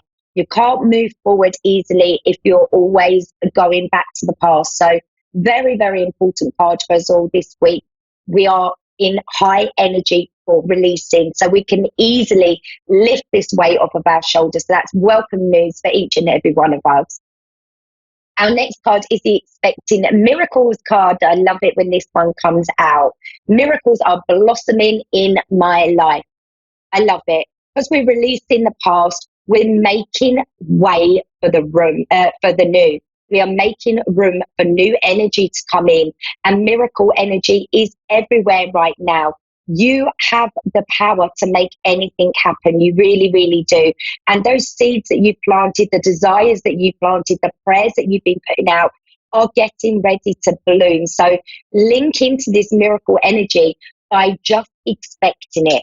Just expect the miracles. This is the energy that's around you right now. You need to have your arms open to receive. You need to be expecting to receive because the energy is just beautiful right now. Manifestation is very, very high indeed. It is instant manifestation time. So what you're putting out there is what you're getting back. So if you're putting out there that you're expecting miracles, you know that this miracle energy is all around you. That's what you're going to be attracting back to you. And that's what we want. That's what we all want. You know, we all want the miracles. We all want the dream life, don't we? So our last card for our weekly guidance from the angels is the Letting Go card. I surrender joyously to the ebbing and the flowing of life. This is wonderful. So where you've released the past, you're moving forward, you're expecting miracles, you go into the flow energy. The flow energy is absolutely what you need to stay in alignment, and it's absolutely what you need to flow in the right direction, to keep the momentum going, like the fish in this card. They're flowing with the energy. They're not pushing, they're just relaxed and they're just flowing along with that energy. And that opens the doors to so many miracles coming in. So this is back in the flow of life because you've let go. You've let go of attachments and you're letting go of the need to have everything work out because you're trusting that everything is going to work out beautifully for you, which it is. It really, really is. We've got beautiful energy around us. So get into this flow. Allow life to take you where you need to be. And you're going to find that you get to where you need to be so very fast. So very fast than when you're trying to push against something or make something happen. So what a beautiful reading. I'm really grateful to the angels. It's, we needed that positivity and that direction. And, we're going to have a really, really awesome week, everybody. We really, really are. So I think we have a caller ready. I think we have a Katie from Peterborough on the line. Are you there, Katie? Hi, yeah, I am. Hi, how are you? Yes, I can hear you fine. Can you hear me? Yeah, I'm really good, thank you. How can I help you? Good. So I was just going through a bit of difficulty with someone who I was speaking to online, but he's kind of become quite distant at the minute. Oh, I'm sorry, if you could just speak up a little bit more, so I didn't hear that. And start again, Katie. Sorry, I've been speaking to him online, but he's become quite distant at the moment. Hello? He's been what, sorry? Quite distant. Okay, so you want some guidance around that? Yeah, I just wanted to know if he feels the same way. Okay, I've got the romance cards here. I'm going to pull one of them and I'm going to ask the angels to come in now and work with me and give you the guidance you need around this. So let's pull some cards for Katie. We'll ask the angels to help with clarity. Okay. Okay, so the first card that's coming out is the releasing your ex card, Katie. So I feel like the angels are telling me that, he is into you. This does feel really good, but there is an ex energy. So you've got energy of an ex around you, Katie, that is holding you back, that's stopping this from moving forward. You get the free yourself card as well that came out. So that definitely confirms it for me that you are a little bit tied up emotionally. And you've been hurt in the past, Katie, by an ex-partner. Would that resonate to you? Yeah. So what's happening here is this new relationship, actually, the angels are telling me that it feels really good and he has got feelings for you. But what's happening here is that you've got some old energy around you, Katie, from a previous hurts in your relationship. So you need to free yourself from these. So right now is a very powerful time where past is coming up and inner stuff is coming up to be released. And what we're finding at the moment is until we work on that area, it's blocking everything else from coming in. So I feel like you also got the express your love card. So this is telling me that this is a nice union. This is good. It feels good. You're really into him, aren't you? You're kind of quite blown away the strong feelings that you've got already. Does that resonate to you? Yeah. Yeah, so you're feeling it, and the angels are saying when you feel it, and it's always real. It's always real because you're feeling that in your heart. But what's happening here, Katie, is it's the past.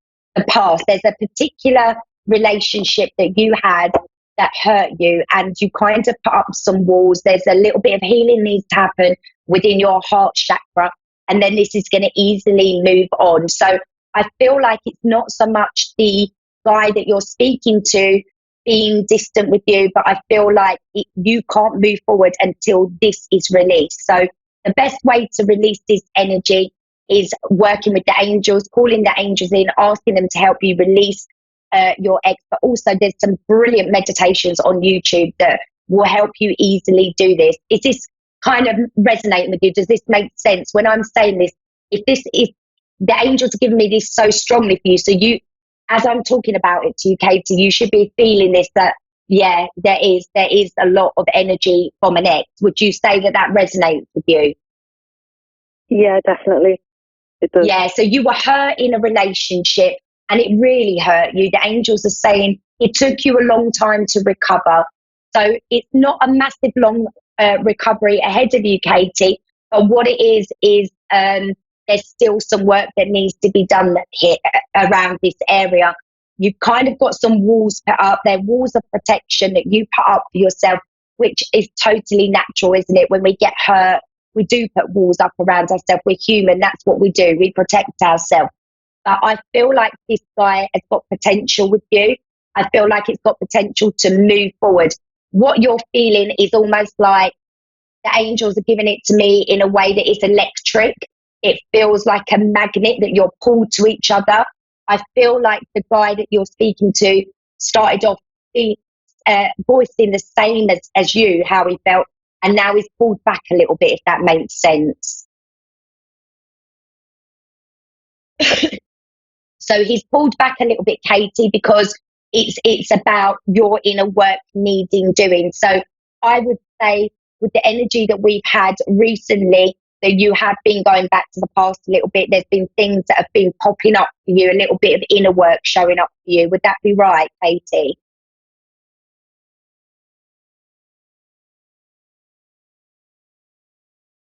Oh, hang on. I think we've lost her for a moment. We'll get her back. Sorry, okay. I don't know what happened. Oh, it's okay. Where did you hear? That I think that you were saying about what my angels were saying, basically. Okay, so yeah, your angels are telling you that this relationship going forward, he would have been quite feeling the same things as you. He was voicing that to you, and now he's gone a little bit distant. He's pulled back a little bit. I would be saying right now, the angels are saying to me that you've had some past stuff coming up. You've already felt it. It's been popping up. You've been triggered a little bit, if that makes sense. Yeah. And this is showing you Definitely. that when we get triggered by stuff, it shows us that we've still got that stuff inside that we need to work on, that we need to release and let go from. So basically what the angels are telling me is that this relationship has got potential to be beautiful. The energy's strong. The connection is so electric. It feels really, really good for the future. But you need to work on letting go and healing your heart chakra area from another partner in the past. And then it's going to open the doorways.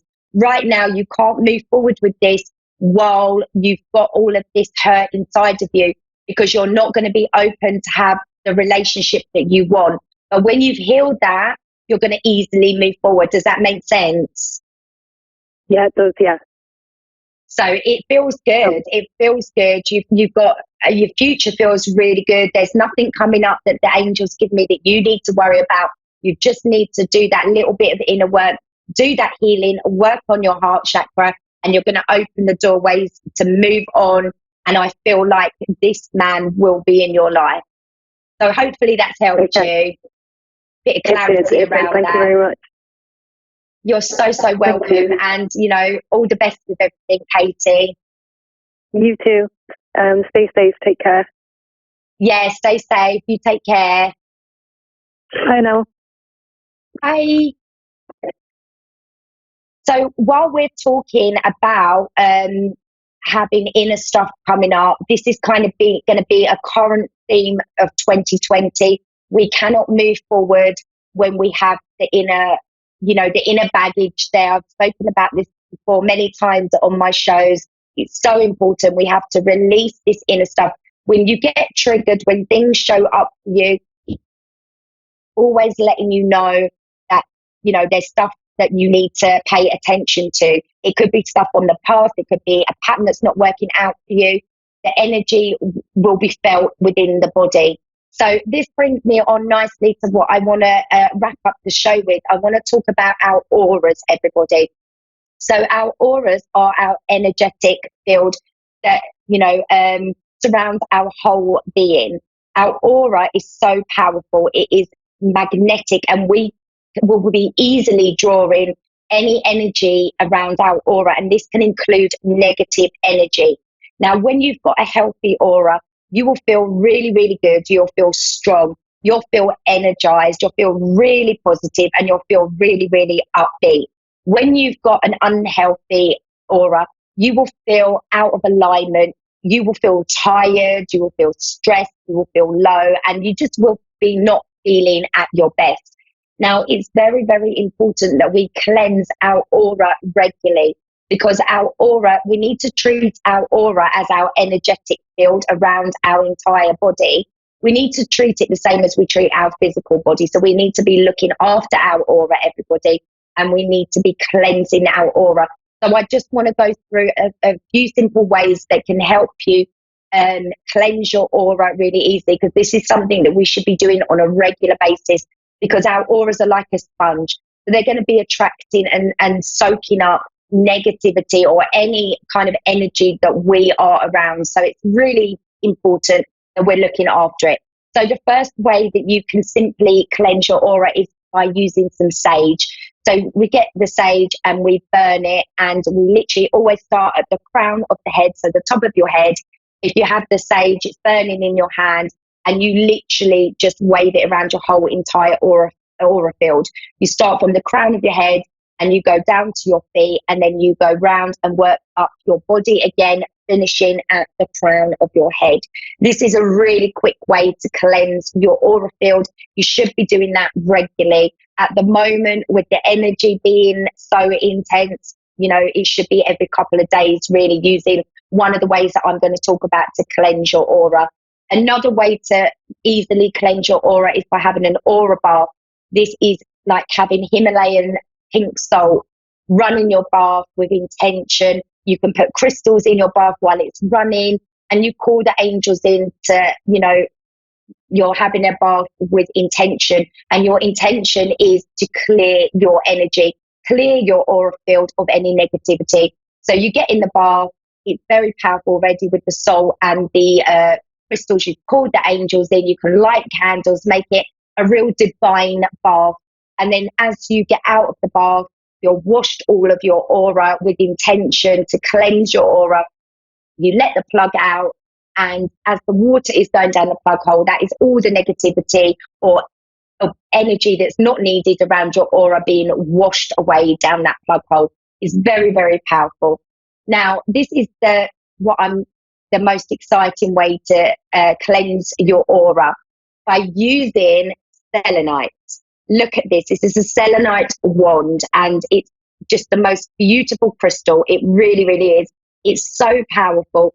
It's very healing, and it connects to pure divine white light and to source energy. It's so, so very powerful. And using a selenite wand, or just even a piece of selenite crystal, is so powerful for cleansing your aura. So what you do, because it connects to the divine white light, you call in the angels and you call in the divine white light. Again, as you were doing with your sage, you start at the crown of your head, always at the crown of your head.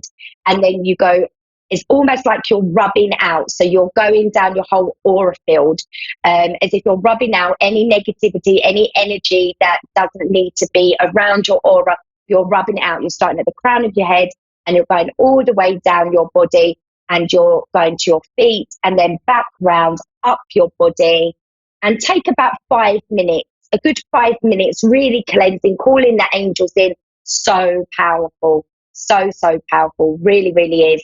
A selenite is so powerful as well to sleep with. You can put this under your pillow. I found out from a very wise lady yesterday who is very knowledgeable about crystals that actually this is the right direction to sleep with a selenite wand under your pillow, not this way, because it's so powerful and it can be too much for our bodies apparently, which I've often slept with it this way under my pillow, so I should be changing it to this way next time. So that's how powerful a selenite crystal is. Really, really powerful. You can then cleanse this this crystal, charge it up under the full moon. You can leave it out under a full moon every month. You can also quickly run it under cold water. That's a really good way to give a crystal a quick cleanse. And you can call the angels in to cleanse it. And you can also use your sage and just, waft that around it, and that's going to cleanse it. So how beautiful is this crystal? I love it. It's my favorite. I love selenite crystal. It's so powerful. So get your auras cleansed and you're going to be feeling amazing. You're going to be feeling fabulous. So I hope you all have the most wonderful week. If you want to find me on social media, you can find me at Carrie M. Bush on Facebook. I'm also on Instagram. I'm also on Twitter. And, so come check my pages out. It's full of positivity and upliftment. And I'm also on Amazon. I'm the author of quite a few books, children's books and journals. You can find my books on Amazon at Carrie M. Bush. So go check them out too. I hope you have the most wonderful week. I'm sending you so much love and light. I'm sending a wave of magical energy.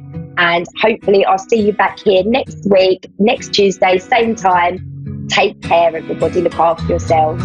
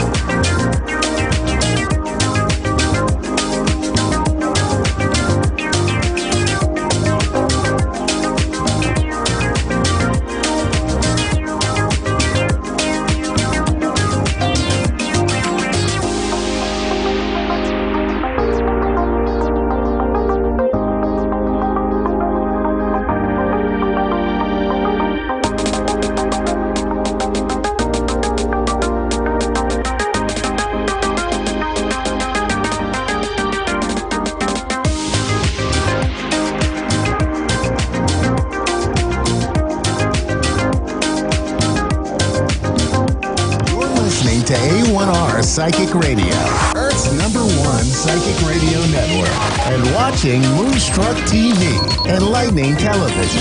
Welcome. Time for Angel Guidance by Lisa Shore. Lisa Shore. Live from PureLoveEnergy.com. Connect direct. In North America, dial 888-454-2751. In London, 20-3519-2158. In Sydney, dial 02-8488-3147. Or online, contact us through our Facebook page, facebook.com/psychic radio. Or one of our websites, askoneradio.com or moonstruck.tv. This is Angel Guidance on A1R, the Ask One Radio Network. Hey everybody, welcome to my show, Angel Guidance by Lisa. Obviously, I'm Lisa. I'd like to say I'm the angel too, but I think I'll keep that for the actual angels. So I'm a healer. I'm a psychic intuitive medium, and I'm also a teacher of all things spirit. And I'm so happy you're here today. So I just want to share with you a little bit today about what we're going to talk about and what we're going to do.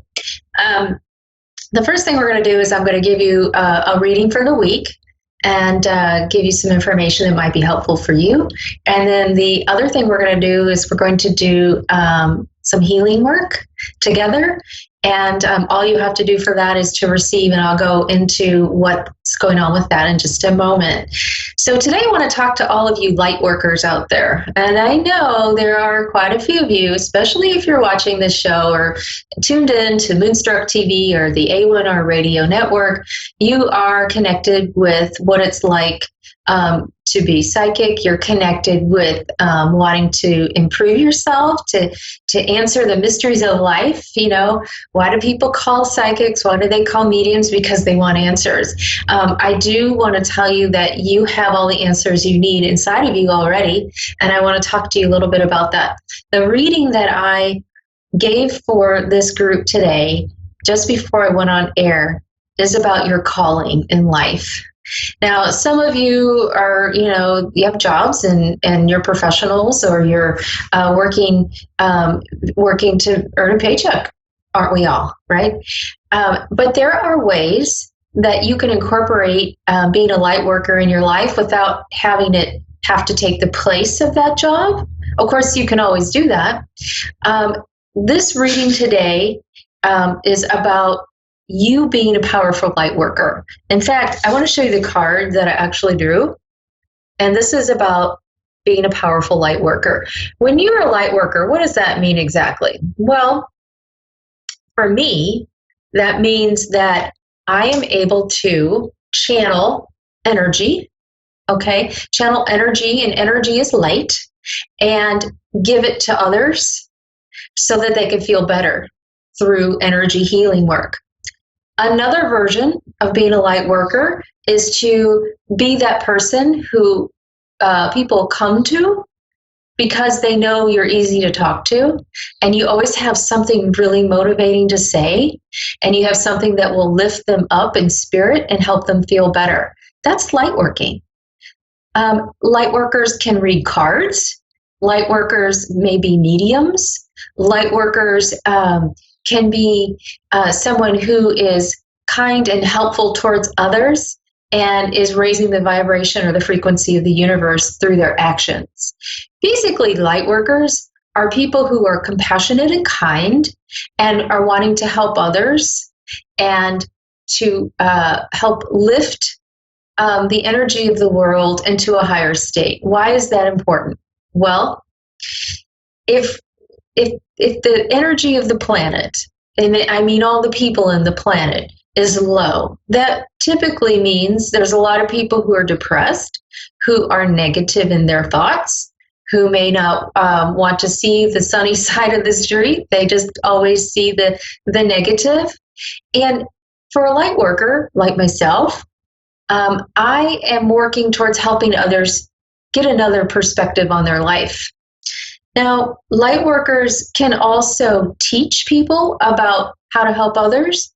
They may be writing a book about that, or they may be reading books about how to raise their frequency and their vibration and help others through spirit.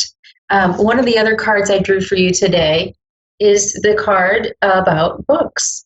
And one of the messages is that you are being guided to write, to read, or to edit and learn from spiritually based books.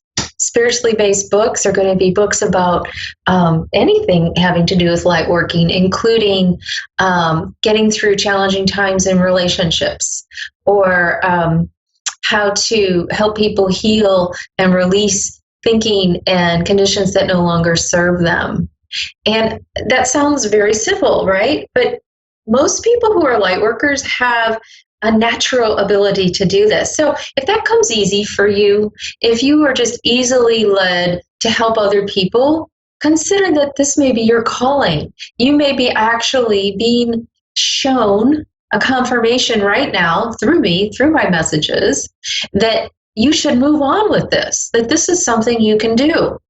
Now, there's something that holds light workers back, I have found, because they love people and they love to help, and they may love animals too. The point is, they love to help people, and they don't want to rock the boat. They don't want to upset people. They don't want people to think poorly of them. And that's called people pleasing. And you know what that does? That drains your energy. So you're less helpful or less able to be helpful to others. So one of the cards I drew was surrender, people pleasing. People pleasing, let me just read what this card says about this. People pleasing card means you need to surrender this, and you need to speak your needs and be true to yourself. Okay, so don't put other people's needs before yours. You need to fill yourself up first. Okay, focus on your own happiness instead of always trying to make everybody else happy. Are you like that? Do you try to make other people happy all the time? Is this something that you constantly give of yourself and then you wonder why you feel drained? That's because you're overgiving of your own energy, all right? So you want to be careful with that. You want to bring back your energy. A quick way to do that would be to visualize yourself, and that means like closing your eyes for a minute, visualizing yourself flipping a switch, like a light switch. And when you flip that light switch, I want you to imagine that all of the energy you've sent out to all these people you've helped is coming back to you. And that's really your power coming back to you. And imagine it's coming back right into the spot below your rib cage, and that's your solar plexus. So you want to flip the switch and bring your power back, okay? And you're going to feel an immediate change when you do this, okay? You'll feel a little lighter. You'll feel like you stand up a little straighter because that's the energy coming back to you, okay? Something else you need to know. When we try to people please, usually we're trying to avoid something like drama, right? Drama meaning having to deal with people who are emotionally a little bit off balance or not able to see what you're saying. So instead of rocking the boat, you're like, well, I'll just tell them what they want to hear, and then I don't have to worry about dealing with them anymore. Okay, that's giving away your power too. Surrendering the drama means you are letting that go. Okay, this is the card I pulled. Surrender the drama.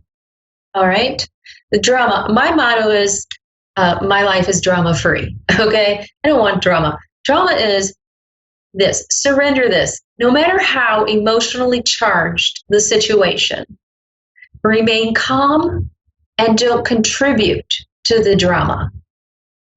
Staying centered will help resolve this issue more quickly. There are people in this world, they may be in your family, you may be married to one, it may be your children even, who will draw you into an argument, draw you into a conflict, because that's how they feed on that energy. That's what makes them feel charged up.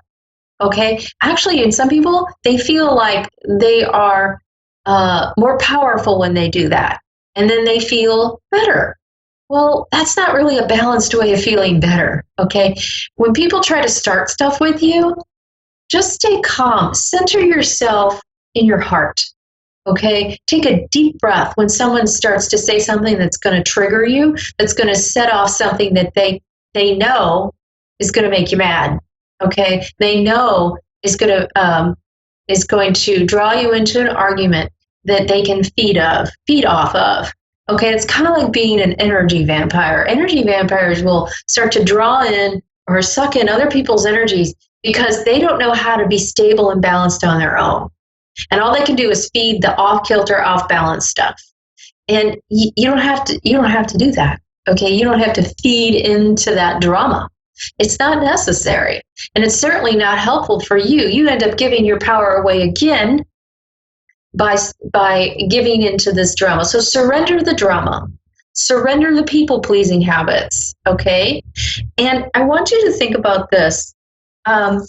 This next card is about not seeing what's in front of you, okay?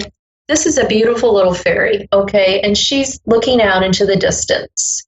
And she's thinking about what's possible for her, but not really seeing what's right in front of her, okay? Sometimes our greatest asset for ourselves is already within us. We don't need to get it from other places, okay? So this card says, you may be distracted and failing to see a magical opportunity right in front of you.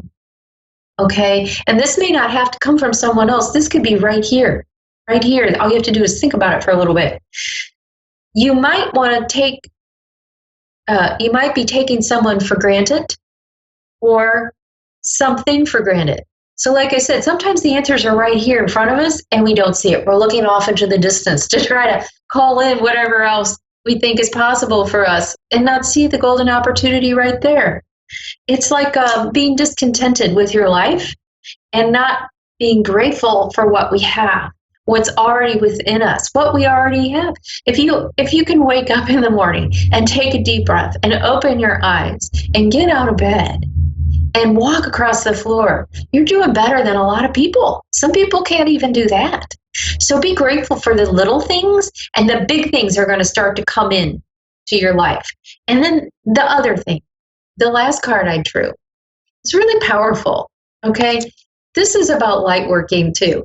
This is the High Priestess card, okay? If you've been thinking about this path of light working, of helping others heal, the High Priestess card is coming in to let you know to move on with that opportunity, to start somewhere, to start by reading a spiritually based book, to start by surrendering the drama, to start by surrendering the habit of people pleasing. Because, if you look at this High Priestess, okay, she's powerful. Do you think she's involved in other people's drama? No. Do you think she's people pleasing? Do you think she's going around asking other people what they think and should I do this and is this all right with you if I do this? No. The High Priestess is very, very strong and aligned with her inner purpose. Okay? The High Priestess moves with her heart and her head together. All right? Meaning that she is moving as one powerful being of light moving forward in life. And the High Priestess card says to trust your intuition. Right? The intuition is this little voice in your head that sounds like your own voice, but is really something you probably wouldn't have thought about, but just comes in. So if this odd thought comes in, you're like, wonder what that means. Pay attention to it. Your higher self is never going to give you a fear-based thought. So please let go of any thoughts that are fear-based. That's not your higher self, okay?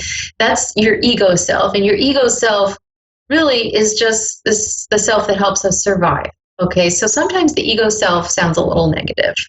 The higher self always gives us positive, loving information, and that's where your intuition comes from.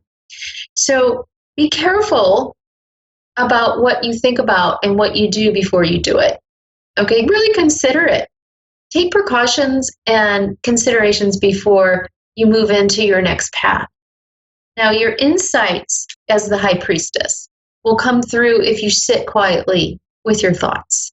And when you sit quietly with your thoughts, you're able to receive information from your higher self that's going to be helpful for you. So even if you say, well, I can't meditate, I don't know how to do it. This is really easy. I'm going to show you. You're just going to sit quietly, feet flat on the floor, and breathe and count to 5, and then release breath. 5, 4, 3, 2, 1. And when you do that, you're able to center your energy in your body, and you're not scattered. And you know what happens? You align with your higher self, and you align with your intuition. And what you will notice is you will start to get information coming through. This is how you start to develop your intuition. Okay? There's no shortcut to that. You really need to sit in meditation or sit in stillness or awareness at least 5 minutes a day to start. If you can do it 5 minutes a day in the morning and then maybe 5 minutes a day in the evening, that would be great. That's really going to help you access this information you already have.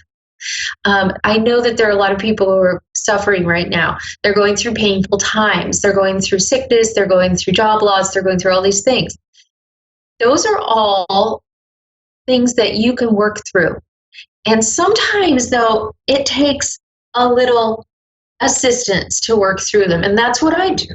I help people shift their energy so that they can connect with their higher self, feel balanced, and move through these circumstances with peace and calmness. And sometimes peace and calmness are the things people need the most. Okay, what if you were peaceful all the time? What if you felt calm and centered and able to move through life without reacting to everything? Wouldn't that be wonderful? I will tell you that since I became a healer, since I sit in meditation every day, since I help people, my ability to be calm and centered and balanced has increased. And because it's increased, I am able to navigate life and everything that's happening around me with better clarity, with more, with a greater connection to my higher self, so that I'm able to help others in a greater way. Okay, so what I do, though, for others is I give Reiki healing.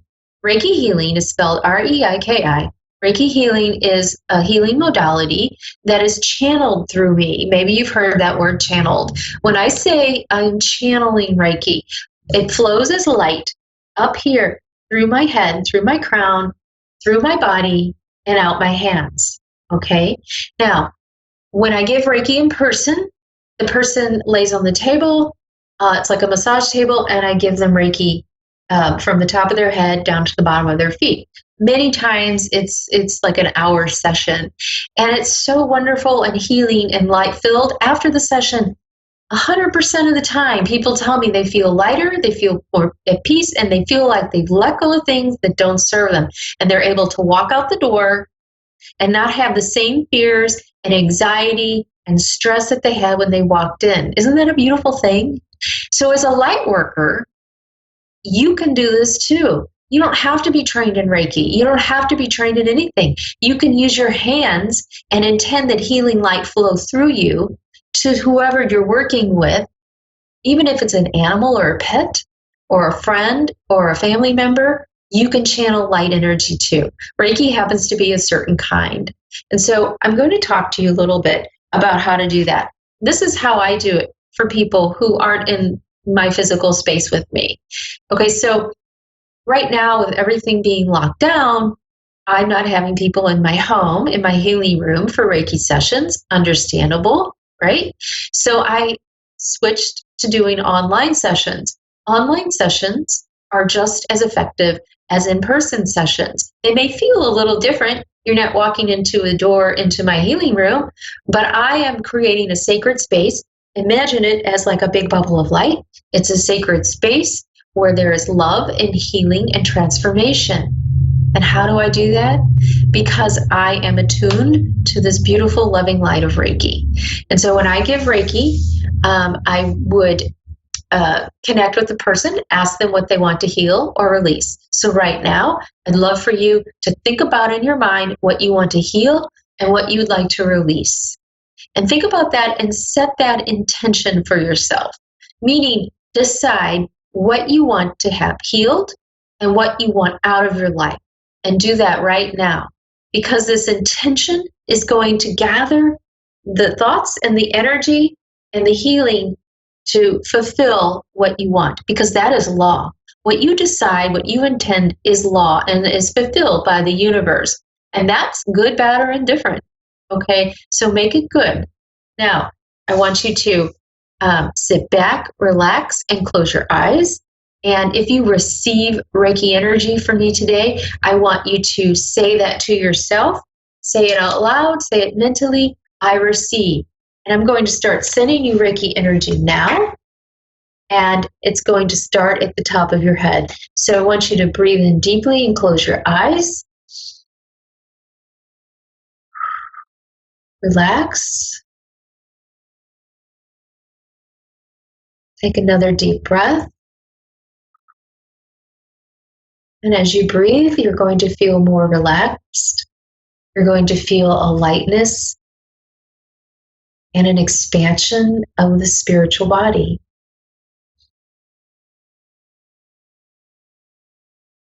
And as you breathe, I want you to feel the energy in your body rise up towards the sky. So breathe in and feel this energy rise up through the center of your being, up and out the top of your head. And as you exhale, feel the energy in your body move out into the space around you. Breathe in and out, and you are expanding your light field.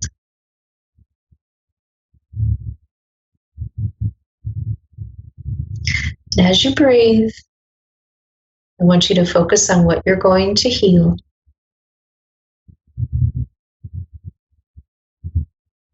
And as you receive Reiki energy, you may notice some sensations in your body.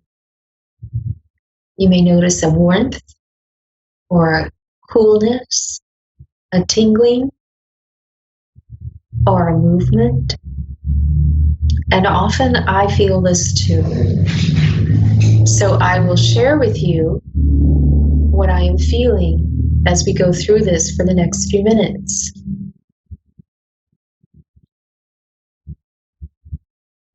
I am feeling a lot of heat and energy right now on the forehead. And so if you can take this, if you understand this, you can let me know later. Message me. I'm noticing a lot of energy also flowing into the throat area. And this is really significant because when we open our throat area, we are allowing ourselves to speak our truth.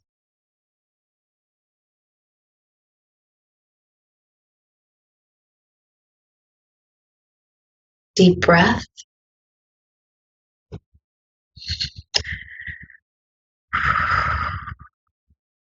I'm noticing some sensations in the heart area, in the center of the chest.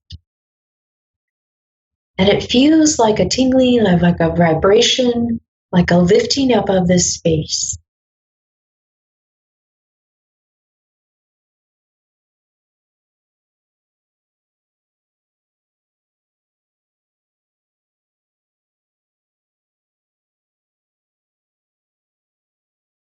As you keep breathing, you'll feel the breath flow throughout your body.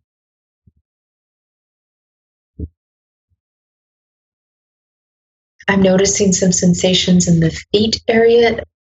You may notice some tingling, some movement.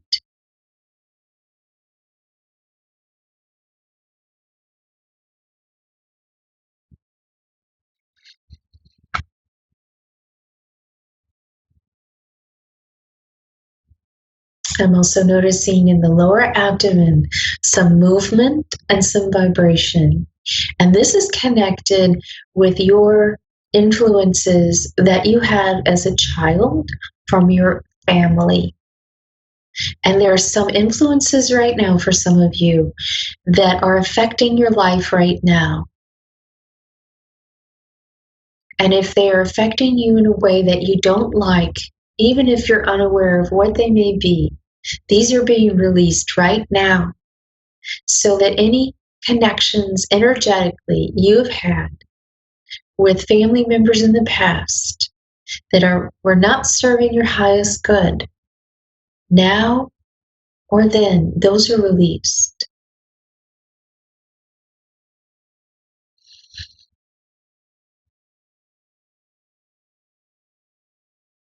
Feel the presence of love as you breathe and release. Your entire body is being attuned to the perfected light of Reiki. And after this session, you will notice a shift. And you may even understand your higher self and the messages that you are receiving with greater clarity and have direction as to where you want to go.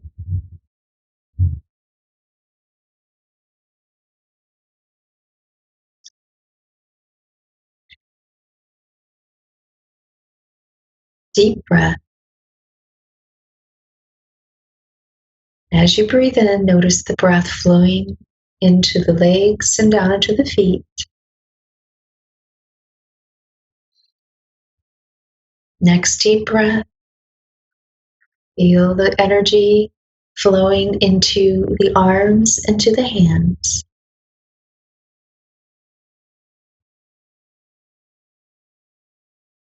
As you breathe, you may feel a sense of lightness, even sense a little bit of vibration or lightheadedness, and that's okay. Just keep breathing, and I want you to intend that you're bringing your energy back to its normal resting place around your body.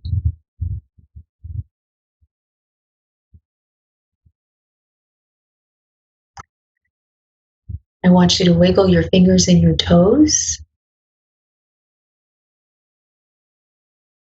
And when you're ready, open your eyes. Welcome back. This is Reiki energy. This is what I just shared with you. If you've noticed anything, a change, a shift, pay attention to it. You can help yourself by shifting into a higher vibration, which is what we just did. Receive more Reiki healing, more Reiki light. Please join my group for free on Facebook. My group is called Reiki Live. It's REIKILIVE, Reiki Live. I give free healing, and I also give free insight and messages from Spirit on Tuesdays at 2 Central and Saturdays at noon Central. Really appreciate you being here. If you like, message me, let me know how your healing session went. I'd love to hear. I love feedback. I wish you all a beautiful and blessed day. Please drink some water after this session to help yourself ground a little bit. And I just wish you a wonderful evening. Thank you so much. Have a beautiful day. Bye-bye.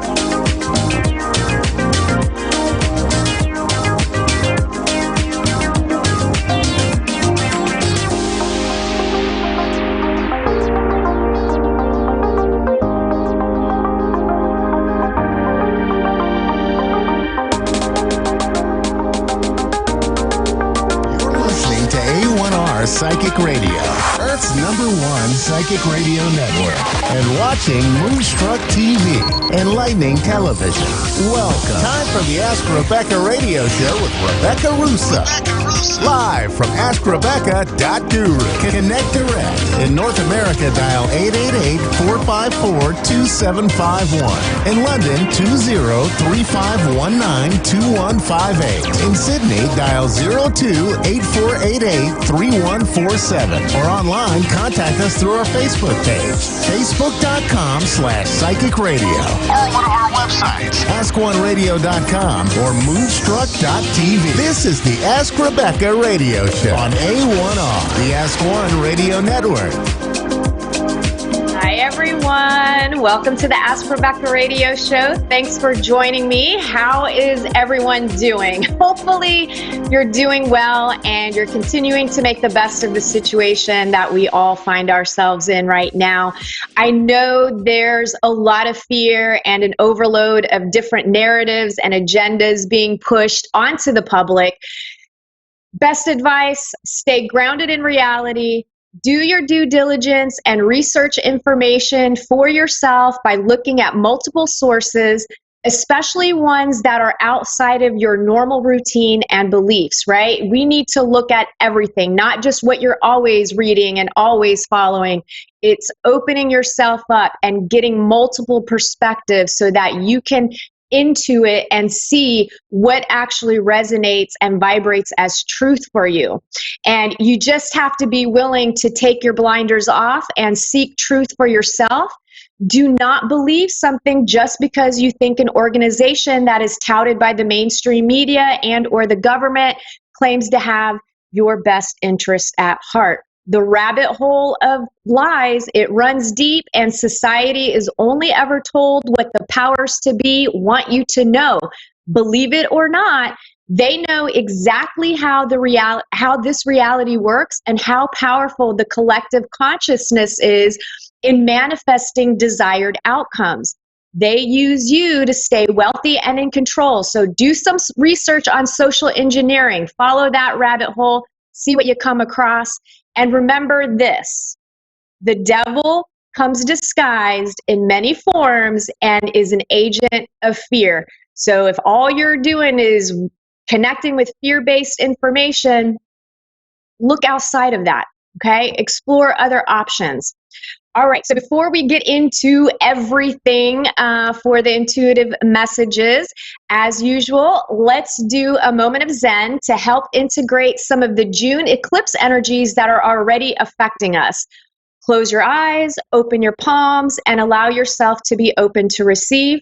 I'm going to be connecting with your higher self and calling on your teams of guides to help energetically clear any blocks, emotional residue, and or negative attachments in your physical body and light bodies. This will help raise your vibration, expand your consciousness, and increase your awareness in order to help prepare your soul for ascension. Breathe in through your nose and out through your mouth, relaxing as much as possible with every exhalation. And I'll let you know when to open your eyes.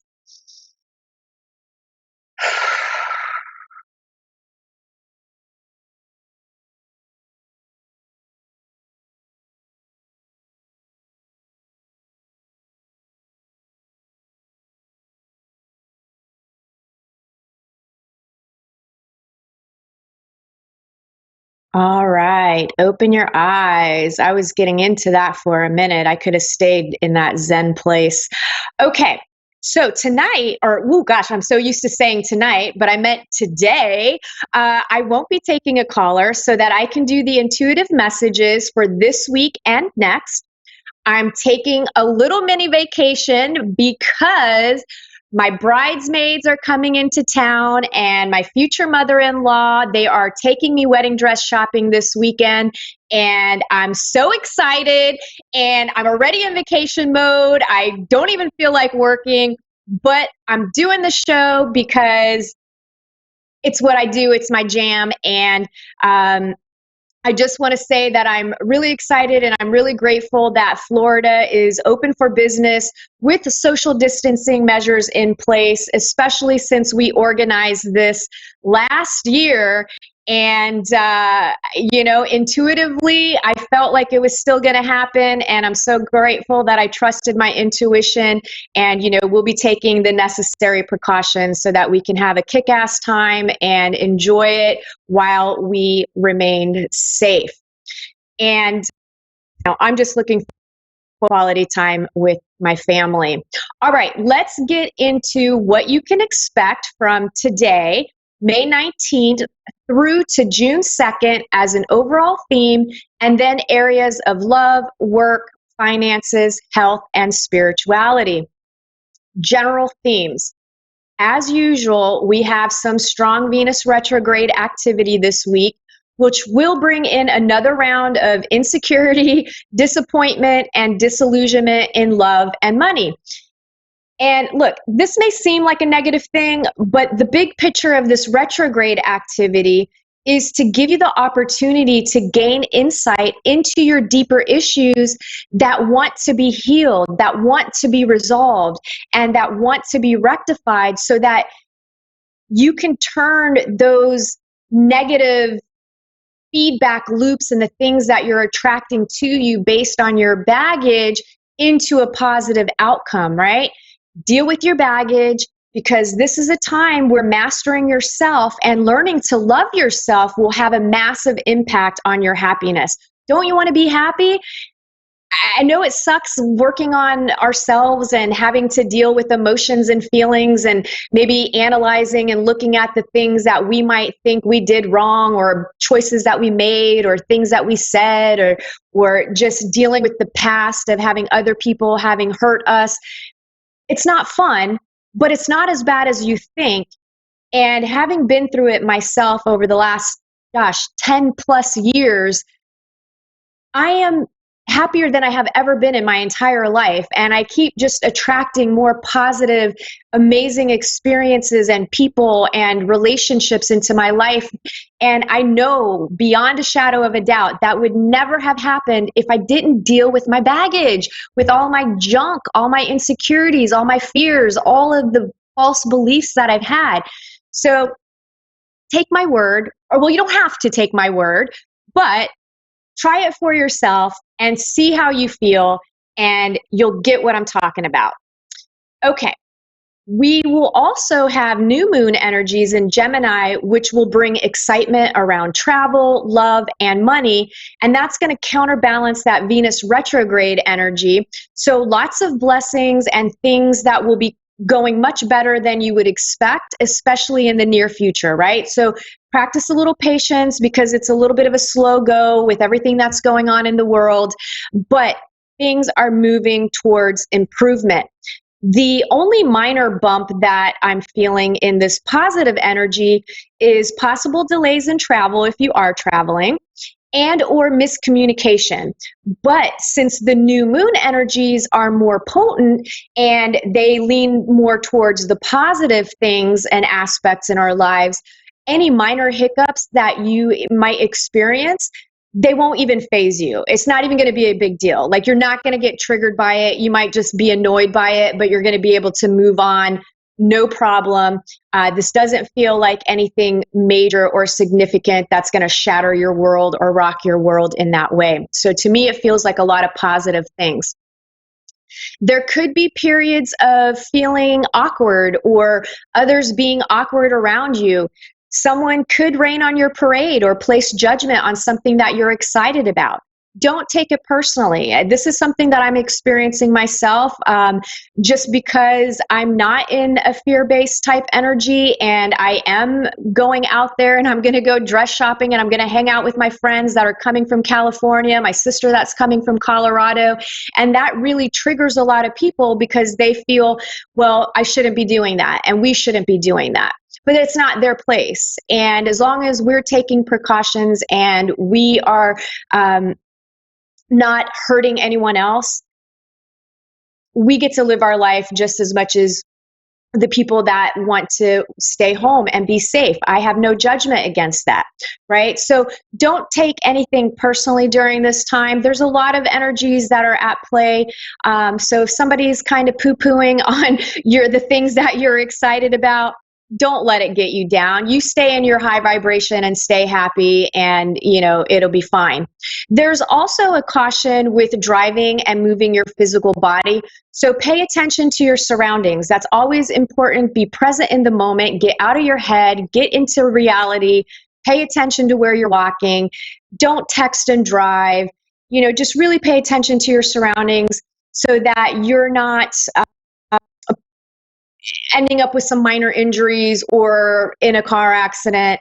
You could also overdo things physically, mentally, and emotionally because, again, that energy is kind of prime. So, you might be going hard. You might decide, I'm going to go to the gym, and you end up at the gym for like 5 hours working out because you're feeling amazing, but you could physically overdo things, right? Same thing with mentally and emotionally.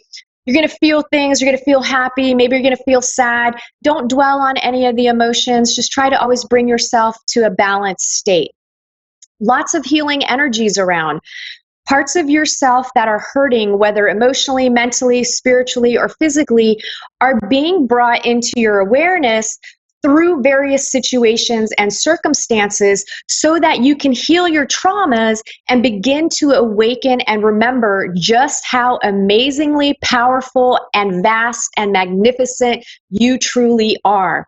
So stay in that vibration, stay in that positive space, right? Because then you're going to just attract more positive things to you.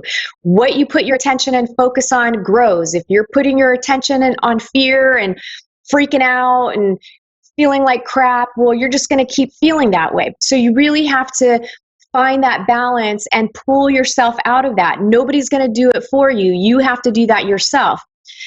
It's also a time for a greater reality check. Where are you putting your energy, right? Go through your being, your immediate environment, and your life to see what isn't in alignment with your trueness, with yourself, with who you are, the real you, not the person that you think you have to be for other people or who you think they want you to be. You need to be you, and you need to honor that. And really kind of see if your energy, if it's feeding duality, separation, and fear, or is it feeding love, compassion, understanding, and oneness? And whether you choose to do the work on yourself or not, reality check is coming. Okay, the universe, God, divine, whatever your terminology, the way that I've always experienced it is intuitively we get nudges. We know. We always know. We either just avoid, deny, deflect, suppress. We basically just try to avoid dealing with those things, and the universe will basically be like, hey, Rebecca, this is what you should be doing, or maybe you should go down this way. And I'm like, no, I'm not listening. I'm doing my own thing. And then eventually you get pushed off the ledge and something major happens that forces you to change. Why go through that? Just make the necessary changes that you are feeling inside of yourself. Okay, so I wanted to pull a couple of cards for you guys. I felt guided to pull an Angels and Ancestors card. And the card that I pulled for you guys is let me see if I can get it up in there on the camera, is the Direction Guardian. And the Direction Guardian says, choose your path. Connect with your deepest desires, then choose the path that will make your heart and soul sing. The Direction Guardian card represents the angels of direction. These amazing angels are the ones who come to us when we are at a crossroads and don't know which way to go. When we are unsure of what is right for us or of the bigger picture, they can help us know what is best for all involved. The Direction Guardian card refers to the vision of the Hebrew prophet Ezekiel, who is said to have seen an angel with 4 different faces. One was a child, one was a bull, one was a lion, and one was an eagle. These 4 faces show that angels can appear in many guises and guide us in many different directions, but always for our highest good. Your path isn't set in stone, and your angels and guides have no expectations for you, nor should you have any for yourself. There are many directions you can take. None of them are wrong, as they all hold perfect opportunities to grow and to learn.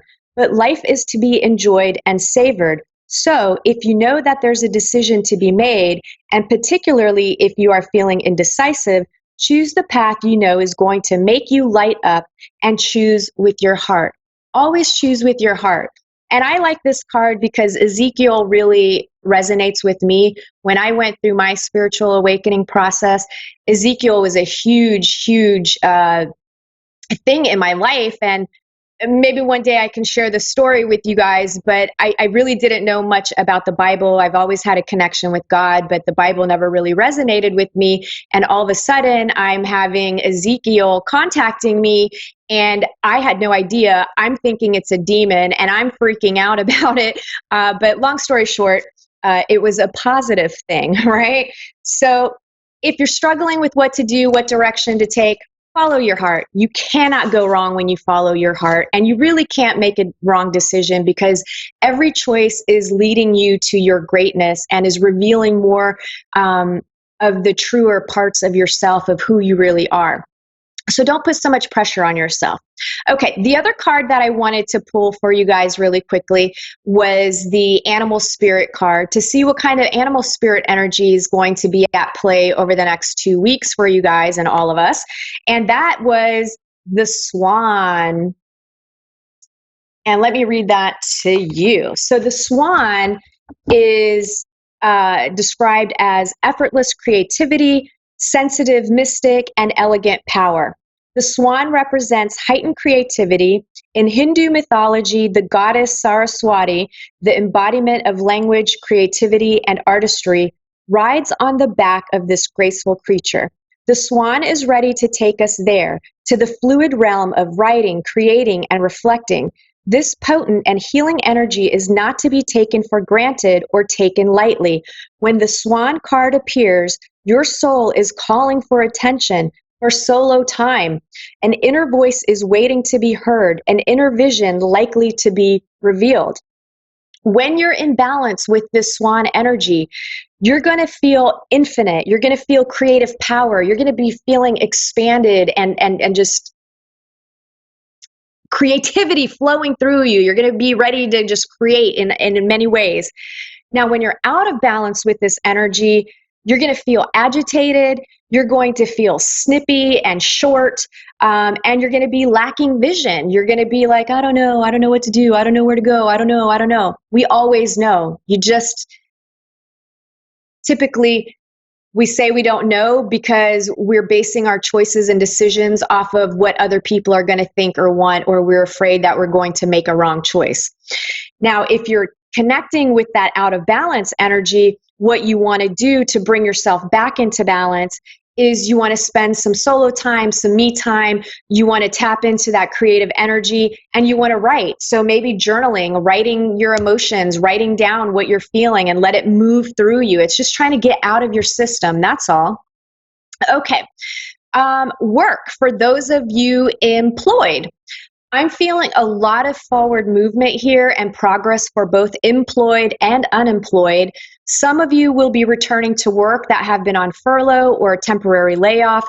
Some of you will see your unemployment finally kicking in, and you'll be getting caught up on, they'll be getting caught up on the back pay. So if you applied back in March and you still haven't gotten a check, well, you're going to get you're going to get all the money that's owed to you, right? So it's coming.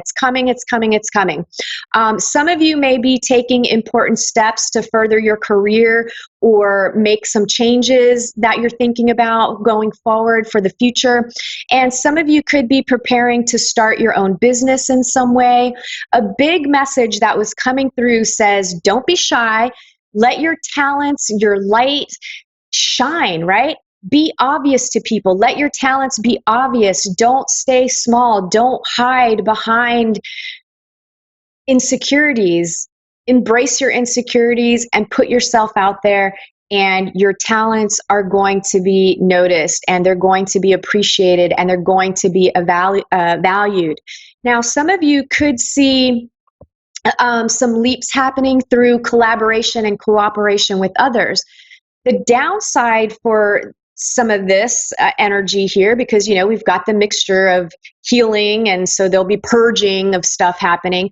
So the downside for some of you could be triggers surrounding insecurities and fears of not being good enough, not being smart enough, or fears surrounding failure and success. Believe it or not, a lot of people are afraid to be successful, because what does that mean?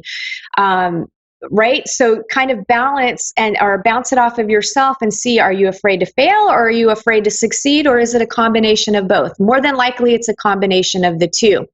Lastly, there's also an energy of jealousy, pettiness, judgment, and criticism that could come up. And this is all tied, like if you catch yourself judging other people, that's because you have judgments against yourself. Right? The same things that you're judging and criticizing other people about are the same judgments and criticisms that you have for yourself, but you're just too afraid to acknowledge them, and you just projecting it outward. So really, everything in your life is a mirror reflection of yourself, the good, the bad, the ugly, and you can really learn a lot about yourself through the people that you interact with, and especially the people that trigger you the most. Where you feel resistance is where you need to go, because that's where the greatest growth can happen for you.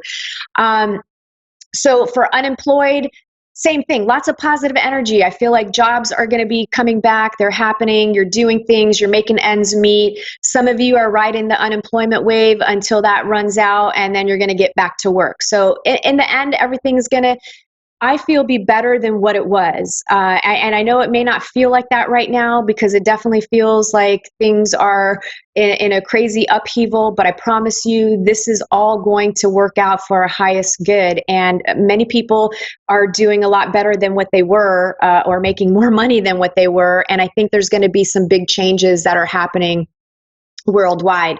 Love, for those of you in committed relationships and dating seriously, recent difficulties in existing relationships may come to an end either through compromise and communication, or because you decide to go your separate ways. Now, this doesn't feel like it's ugly and nasty. It just feels like adults saying, hey, you know what? We're no longer compatible. This isn't working. We've tried to make it work. It's not. Maybe we just need to go our separate ways and appreciate the relationship up until this point and the things that we learned and grew from this experience, right? So it doesn't feel like it's ugly. For some of you, it will. It just all depends on if you are attracted to drama and run high on the spectrum of, not being able to control your emotions. Then it could not, it could be a little ugly. I'm also feeling prime, a baby making time for those of you looking to add to your family. So if you're feeling extra lovey-dovey and romantic and you're trying to make babies, well, let's do it. It's time to go ahead and have some fun trying. I also feel like some of you may begin to maybe do fertility treatments, or maybe you're talking about that with your partner and you decide, okay, well, maybe we should try some fertility treatments, or you're doing some different things in order to work on getting pregnant, or you're planning ahead. I also see some additions to the family in the form of pets.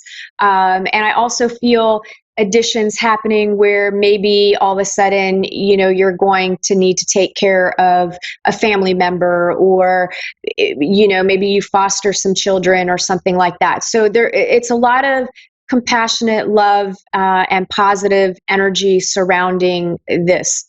Those of you that are looking for love, energies point to an excellent time to meet someone, especially through friends and work. The only caution is not to allow your insecurities to self-sabotage, right? Fear kicks in, we start freaking out, we think we're ready, and then we have commitment issues, or we think we're not good enough, so then we're throwing up flat red flags. Just try not to let your insecurities take over, embrace them. And because this time is all about dating and getting to know people by giving them a chance. And, it's not even so much about, yes, it's about getting to know the other person, but gosh, you learn so much about yourself through other people. And really, these relationships, romantic relationships, are teaching you to fall in love with yourself. Right? That person is your mirror. So you have nothing to lose by going on multiple dates with multiple people, right? That doesn't mean you're sleeping around town, but my motto is date your ass off, figure out what you want, figure out what you need, figure out what you don't want, what you don't need. And bottom line, just have some fun. It doesn't need to be this like horrible experience dating. Dating is actually fun if you let it be. You just have to shift your perception, because again, where you're putting your energy is what you're creating. So if you think you're never going to meet a good person, well, then you're not. If you think all the good ones are taken, well, then they are, right? If you think that you're only going to attract cheaters, well, then you are. So it's really about you shifting your perception and what you believe, and put your energy into what you want. And you want a loving, happy, healthy relationship. That's all you need to put your energy into. Okay, so have some fun. Finances. I do feel increases coming in some form or another for everyone. And there's a lot of energy around making money through collaboration and cooperation. Don't let this time be about competition.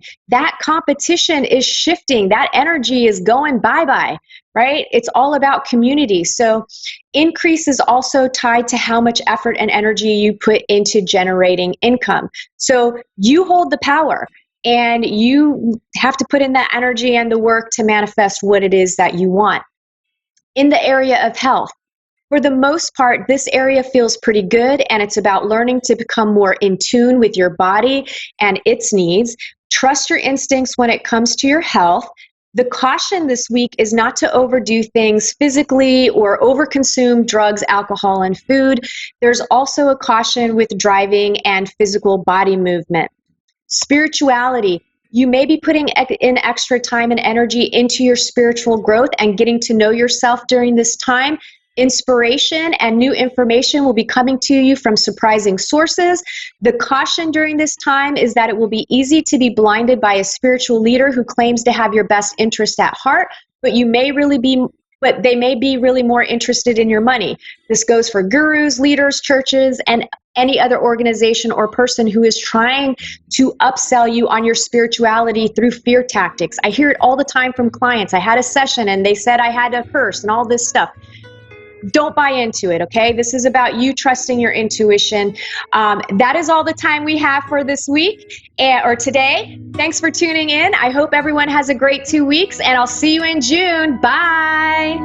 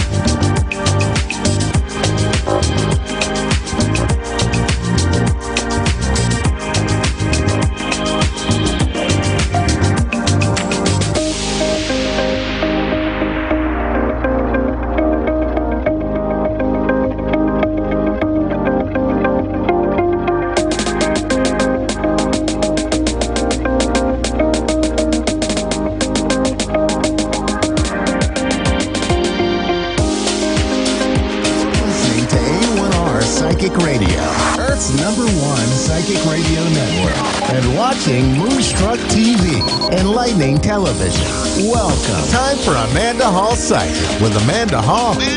Live from AmandaHallPsychic.com.au. Connect direct. In North America, dial 888-454-2751. In London, 20-3519-2158. In Sydney, dial 02-8488-3147. Or online, contact us through our Facebook page, facebook.com/Psychic Radio. Or one of our websites, AskOneRadio.com or Moonstruck.tv. This is Amanda Hall Psychic on A1R, the Ask One Radio Network. Welcome to A1R Psychic Radio, here with Amanda Hall Psychic all the way from the Gold Coast here in Australia, and it's absolutely a fantastic autumn or fall day here on the Gold Coast. A little bit overcast, a little bit showery, but the temperature's still a very pleasant temperature. I mean, most people are reaching for a jumper. So far, I haven't really done that. It's just sort of cooling down just sort of slightly. So I hope wherever you are in this amazing globe of ours, you've had a pretty awesome sort of week. Look, I know people are getting a little bit frustrated and everybody's sort of getting a little bit sick of being restricted in some form or another around the world, but we really are all in this together, and it really is about not just looking after our own health and the health of our immediate family and our household, but everyone else as well. And I think that's the thing that we all need to get on top of, is the fact that we're not just looking after us, we're looking after everyone else. It's a sort of an I and you situation. And it's difficult sometimes because we all want to sort of break free and get out there as the weather's nice and you want to go for a walk on the beach or in the park or in the mountains, or just get out and get some fresh air and sort of feel like you can break those shackles. So it's interesting this week, the card I've drawn before the show from the Secrets of Tarot deck is the 8 of Swords. Now, I thought this was extremely apt to all the messages I've had in my inbox this week of everybody feeling frustrated. It's the card of frustration and feeling bound and gagged. Now, I feel the frustration is us all being locked away or not being able to get about our lives in the way that we want to do. And it's interesting when someone takes something from you or says, no, you can't do that, all of a sudden it becomes the number one focus in your mind, in your life, of wanting to be able to do that. So this feeling of feeling bound and gagged and not being able to speak up or break free of the restrictions is very, very apt at the moment. So for those of you that are interested during this lockdown period, wherever you are in the world, to learn tarot, I do have 2 Secrets of Tarot sets and also 2 Simply Tarot sets. If you just want to head to my website after the show, that'd be great. So we've got a lot to cover this week astrologically. And first and foremost, I want to talk about the new moon that's coming up in Gemini on Saturday, wherever you are around the world. So we're slowly going to start to feel the influences of the new moon from Thursday. So when I work with a new moon, I like to work with a 7-day cycle, 2 days on the approach, 3 days of the moon, and then 2 days on the departure. So why is this new moon so important? Well, the reasons why it's so important is it's new. It means a freshness. It's an opportunity for us to take a different perspective or look at something through a different lens. Now, the fact that it's in Gemini is asking us to put our thinking cap on to allow new ideas. Gemini is the sign of versatility. It is an air sign, so it's about ideas. It's about looking around in our local environment for answers or suggestions or ways to motivate ourselves. So it's really important because the new moon is asking us to think more locally, maybe shop more locally, put our focus on our spending in our local economy rather than purchasing something from overseas. I think it's a great time that, we can utilise this time even if we don't physically go out, but start researching online about how to bring more localised products into our lives and stimulate our own economies in our own regions and then collectively in our own country or continent. That's really important. But it also joins 2 planets that are really sort of having an impact at the moment for us. And one is the planet Mercury. Mercury is actually conjunct or holding hands the planet of Venus, of love and affection. Now, I spoke about Venus last week going retrograde for the next couple of months, and it's a time when we're really sort of being asked to delve inside ourselves and look at what makes a smile on our face. What do we really love? what is really important to us. And it's going to be a little bit prickly around the edges, and there's going to be things there that you're going to find about yourself or people that are closest to you that you don't particularly like. But because it's in Gemini, it's asking us to maybe allow a lot of this chatter to come and go with these ideas. We don't need to take on board all of them. It's like a process of elimination, deciding what we're going to keep and what we're going to throw out in the trash or the garbage tin, and what we're going to hang on to and maybe develop. Now, when you get this conjunct with the planet of communication, it's going to be a little bit tricky. There may be some difficult conversations there with people in our household, people that we're closest to, and not just because we've all been in confined quarters together. But you add the new moon to that, and then we add another dimension of emotion. So it's a time to sort of be a little bit flexible. Maybe make sure you've got your listening ears on. Don't just sort of half listen and go, yeah, and you think you know what they're talking about and you're not, because you might find that you're agreeing to or saying something that you don't really mean. So it's really, really important over this next 7 days to make sure that our communication is crystal clear. Now, on a global level, and we've been talking about the pandemic for weeks now, I feel that we're going to see a lot of our leaders around the world come out and make some pretty profound sort of statements. I'm not necessarily going to say we're going to agree with them all or even understand their concept of the reasons why. In the last 24 hours and the little bits and pieces of news I've gathered around the world, it seems to be all our leaders are on this kick of running out there and outdoing each other to say, I am the strongest and I am the fittest and aren't I tough and aren't I wonderful. If they'd only apply that principle to running their own respective countries and all banding together to try and get some solutions to this pandemic, that might be a better use of energy. That's just my personal opinion. Of course, we still have Pluto, the planet of transformation, conjunct or leading the way now with Jupiter in Capricorn. So it's like Pluto is really going to sort of ramp up, transforming the globe, showing us what we need to do to heal. And there's going to be some tough lessons in all of this. And there's going to be people that are going to come out with some very wild and strange statements, and others are going to be thought-provoking. And some of them are going to go, oh, okay, hadn't thought of it that way. So there's something in there for everyone. So I think the most important thing is just to stay true to yourself. Don't sort of put anything into the too hard basket. Put it to one side if it's difficult. The other thing astrologically I'd like to quickly touch on, we have, when we look at an astrological chart, it's the 360-degree circumference of a circle. Now, when an astrologist says that we've got all the planets all bunched up into sort of half the chart, what does that mean? And we're actually experiencing that at the moment. It means, yes, we've got a concentration of energy. Yes, it does mean that tempers can overspill and people can be a little bit more full-on animated, in your face, sort of really jockeying for position. But on the flip side of that, and the more positive side of that, is it gives us the opportunity to explore things that are unknown or been hidden, or to just sort of delve into other areas that maybe we haven't had the opportunity or the time to do before. So it's really exciting and really interesting that we may just, over the next couple of weeks, get some amazing breakthroughs. I have a new rule in my house. If you watch an hour of news, you have an hour of music. I think everything has to be balanced. You can't just keep having doom and gloom and negativity and watching the death toll rise around the world and starting to feel a little bit helpless. Yes, we all need to be informed. Yes, I think we all need to have a very broad view of what's taking place, not just in our own backyard, but overseas as well. But then I balance that with an hour of music, of something uplifting, something that makes my heart sing, and even sometimes some frivolous sort of songs that just make you smile. So I feel that that's very important. So the candle of the week that I've chosen this week, and I know I seem to be choosing this one a lot lately, is My Angel in the Sky. Now, I have My Angel in the Sky burning at the back of the set here, and I will continue to do that for a little while now, while we're going through the worst of this COVID-19. The reasons why I chose this candle again this week is I feel that we do need to honour those people that we have lost. Around the world, we've collectively lost an awful lot of people. And I think each and every one of those people is important.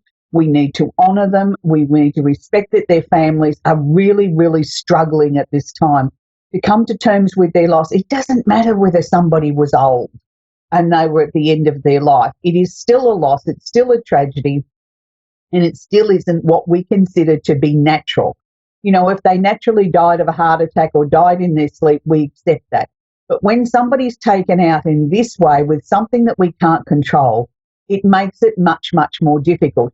Now, for our friends and our family in the US, this weekend is a very important weekend on your calendar. I know it's your, now I've completely forgotten. It's a very special weekend where you honour your veterans. Memorial Day, that's it. I knew it was really important. And it's an important weekend where I think where families are going to get out and spend some time together. But we need to remember why these holidays particularly are so important. It's so we don't forget those that have gone before us and given us this freedom that we now know in the globe. So we need to honour those people as well that sacrificed their lives for us around the world. And it's not just the US. I know it's your holiday, but we can all join in, I think, collectively around the globe and remember those that have fallen. So I made up the gift box set again with the healing candle, my angel in the sky, and I also threw love in there because I think love is what makes the world go round. Pardon me. And I think we all need to acknowledge that. We all need to work with love in our lives. And if we do that, we will find that we can bring much more peace into our lives in a very, very positive way. So we're going to go on to our first caller, which is Ginger in Fayetteville in Tennessee. Are you there, Ginger? Yes, ma'am. Do you have a question I can work with, sweetie? Yes, ma'am. I just recently lost my brother about a week and a half, maybe 2 weeks ago. And I just want to make sure that, because I just lost my dad a year and a half ago. So I just want to make sure that they're both together and, you know, that they come and visit me and let me know that they're here. Okay, Ginger. Look, it's always difficult to sort of connect through to the other side in such a short space of time. I can guarantee you, sweetheart, in all the years that I've been doing this work, I have never, ever had someone come through from the other side and say, I don't like it over here, it's horrible. Yes, they always are concerned about us that are left here on the planet. They want to make sure that we're happy, we're well adjusted, that we're coping with our grief and our loss. But their major objective is that they're no longer suffering in any way. If they had a physical ailment, if they had an emotional ailment or whatever it was before they left the planet, that's now gone. And that's the important thing that we need to remember. They are always with us. Each person on the other side has their own way of connecting with us. Some people like to do things to annoy you.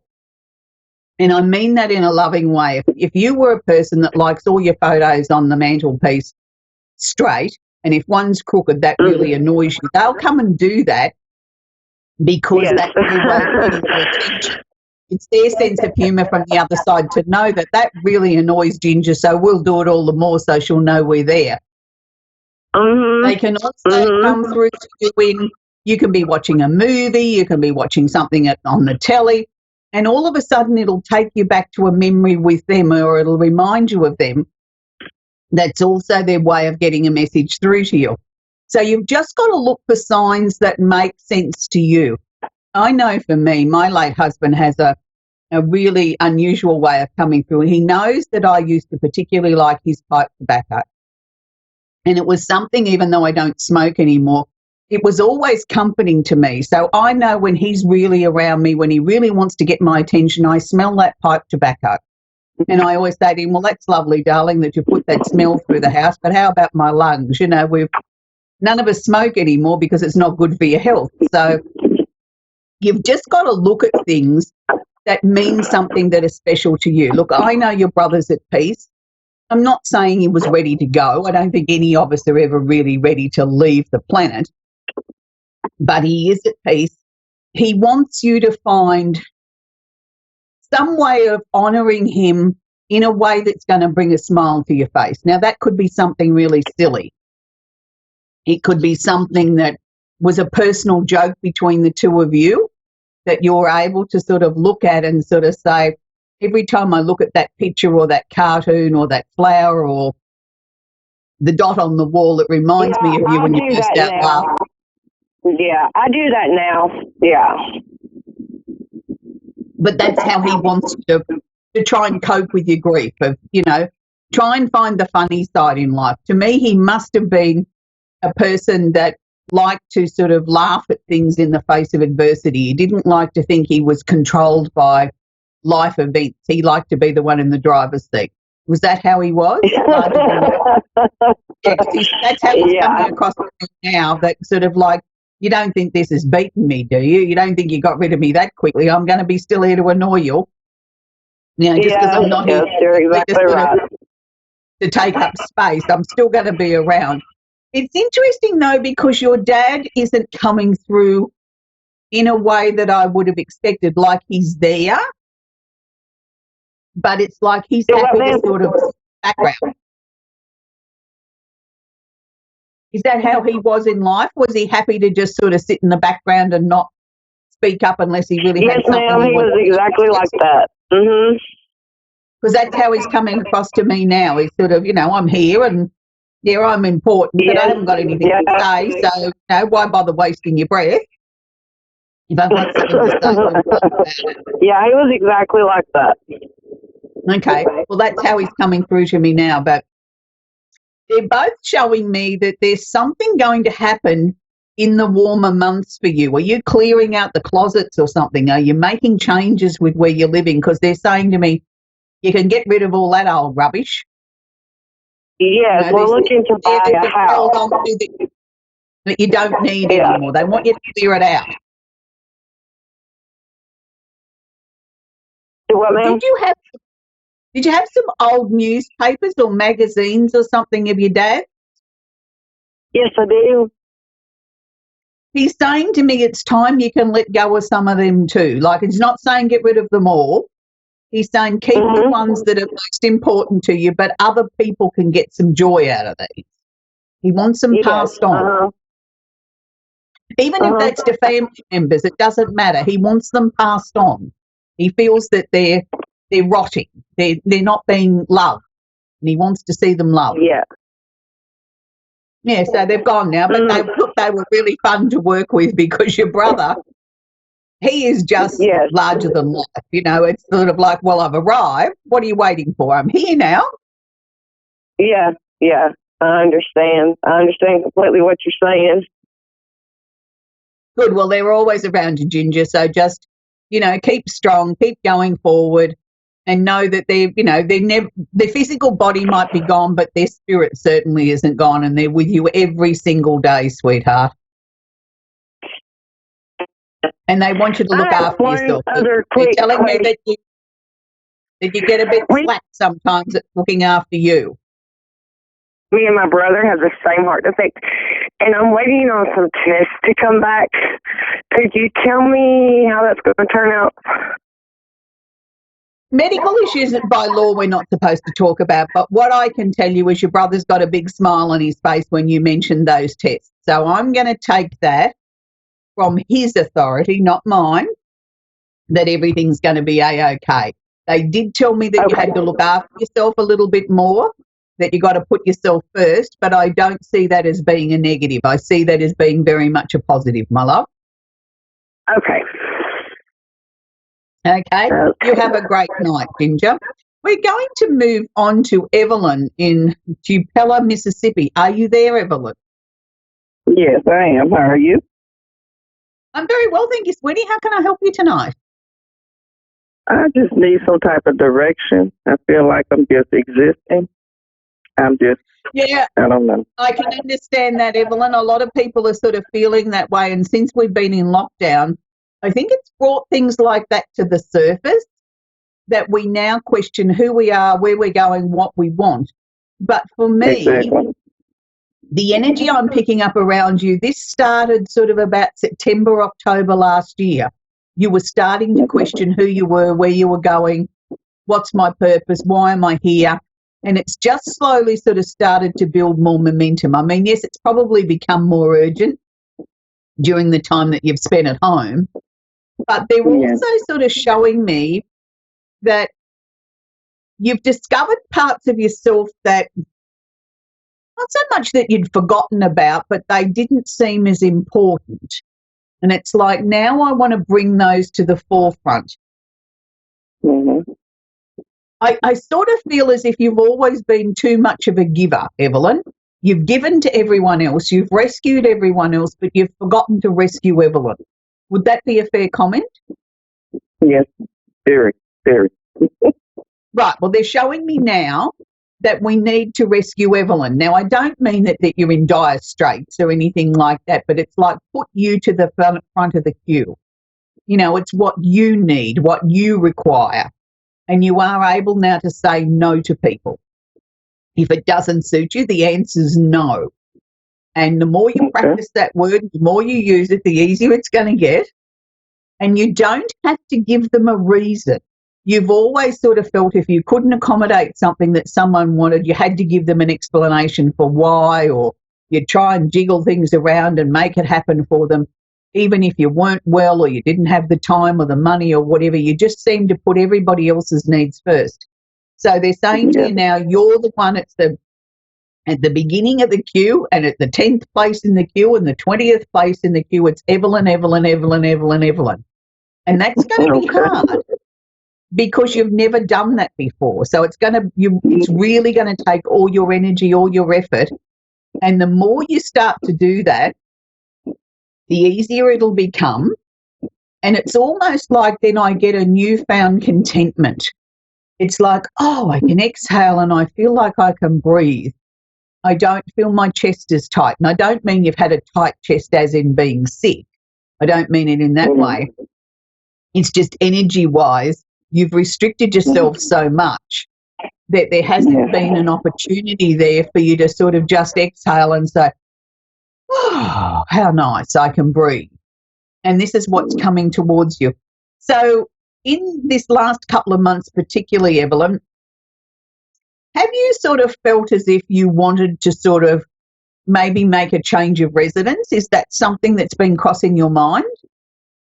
Well, that's what I'm trying to do, but with the pandemic, I mean, I had an interview in this location, but it got put on hold due to the fact of the pandemic. So, okay. Look, I still feel that's going to go ahead. I don't feel we've lost that opportunity or missed it. It's just been postponed, is the way I would like to describe that. Look, I feel towards the end of the month of June, you will have some communication about this. I don't know that you'll be ready to move then, but certainly there will be communication and you will be able to start making some plans. You'll be able to start putting things in place ready to make that transition, to make that change. I'm sort of seeing probably early August is when you can actually physically make the change. And to me, by then, you're more than ready. Like you've had enough time to sort out what you want to take, what you want to give away, what you want to throw out, and you're more than ready in every way, not just on the physical, but emotionally, spiritually, every other way as well. It's a very, very good year for you, Evelyn, because they keep showing me this beautiful, oversized, giant pink heart. When I see that, it either symbolises new love coming into your life, or it can be an overabundance of love coming towards you from many, many areas. I wanted to take the latter with you because I feel with you standing up for yourself and starting to sort of honour who you are, more and more people around you are starting to honour who you are and showing you their gratitude and their love and their respect for you in ways that they've never done before. And that's a good thing. So you've got so much joy in your heart. And it's like it's bursting at the seams that it wants to come out, but it hasn't had an opportunity to do so recently, but it will. And I feel the second half of this year obviously is going to be easier than what we've all been through in the first half. But for you on a very personal level, it's like a lot of pieces to a jigsaw puzzle are going to fit into place. I really feel very humbled having this opportunity to work with you, Evelyn, because I think you're such an amazing person. And you've given so much to everyone else. It's now time that it must come back to you. It's really, really important. So I hope that's helped you, sweetheart. Yeah, it does. It very much because as far as, going through reading stuff, I've given up my apartment. I've given away whatever needs to be done. And I'm just in limbo as far as the job so I can finish moving because I have a place to stay when I do move. It's just the job. So right. Just wait on that that opportunity presented itself to me, and I really appreciate your time.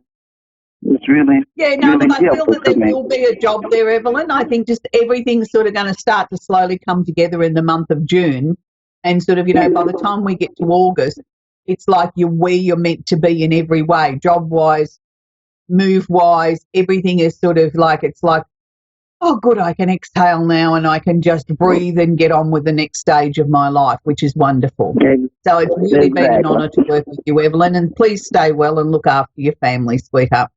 So that was it. Same to you, and I really appreciate you so much. You're very welcome, sweetheart.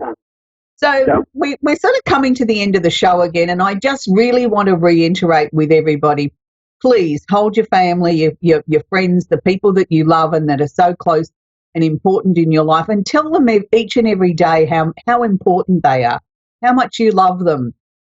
That's the most important thing I think we can all take out of this pandemic. The world needs to heal. We need to heal, and we all need to get back to basics of the things that are important to us. Understanding the value of family and what it is to sit around the kitchen table and have a meal together and have a few laughs and ask how your day's been and help each other through the times where we don't feel emotionally strong. And it has brought a lot of those things to the surface, where a lot of us that thought we were super strong and indestructible like a Mack truck have suddenly realised that we're human like everyone else. And, I've had my bad days too, along with everyone else. But the most important thing is, if we all join hands collectively around the globe before you go to sleep of a night and pray for those that we've lost and pray for the families that are doing it tough, and know that we are all in this together and we will come out the other side a much, much better world. I truly believe that. Until next week, bye for now.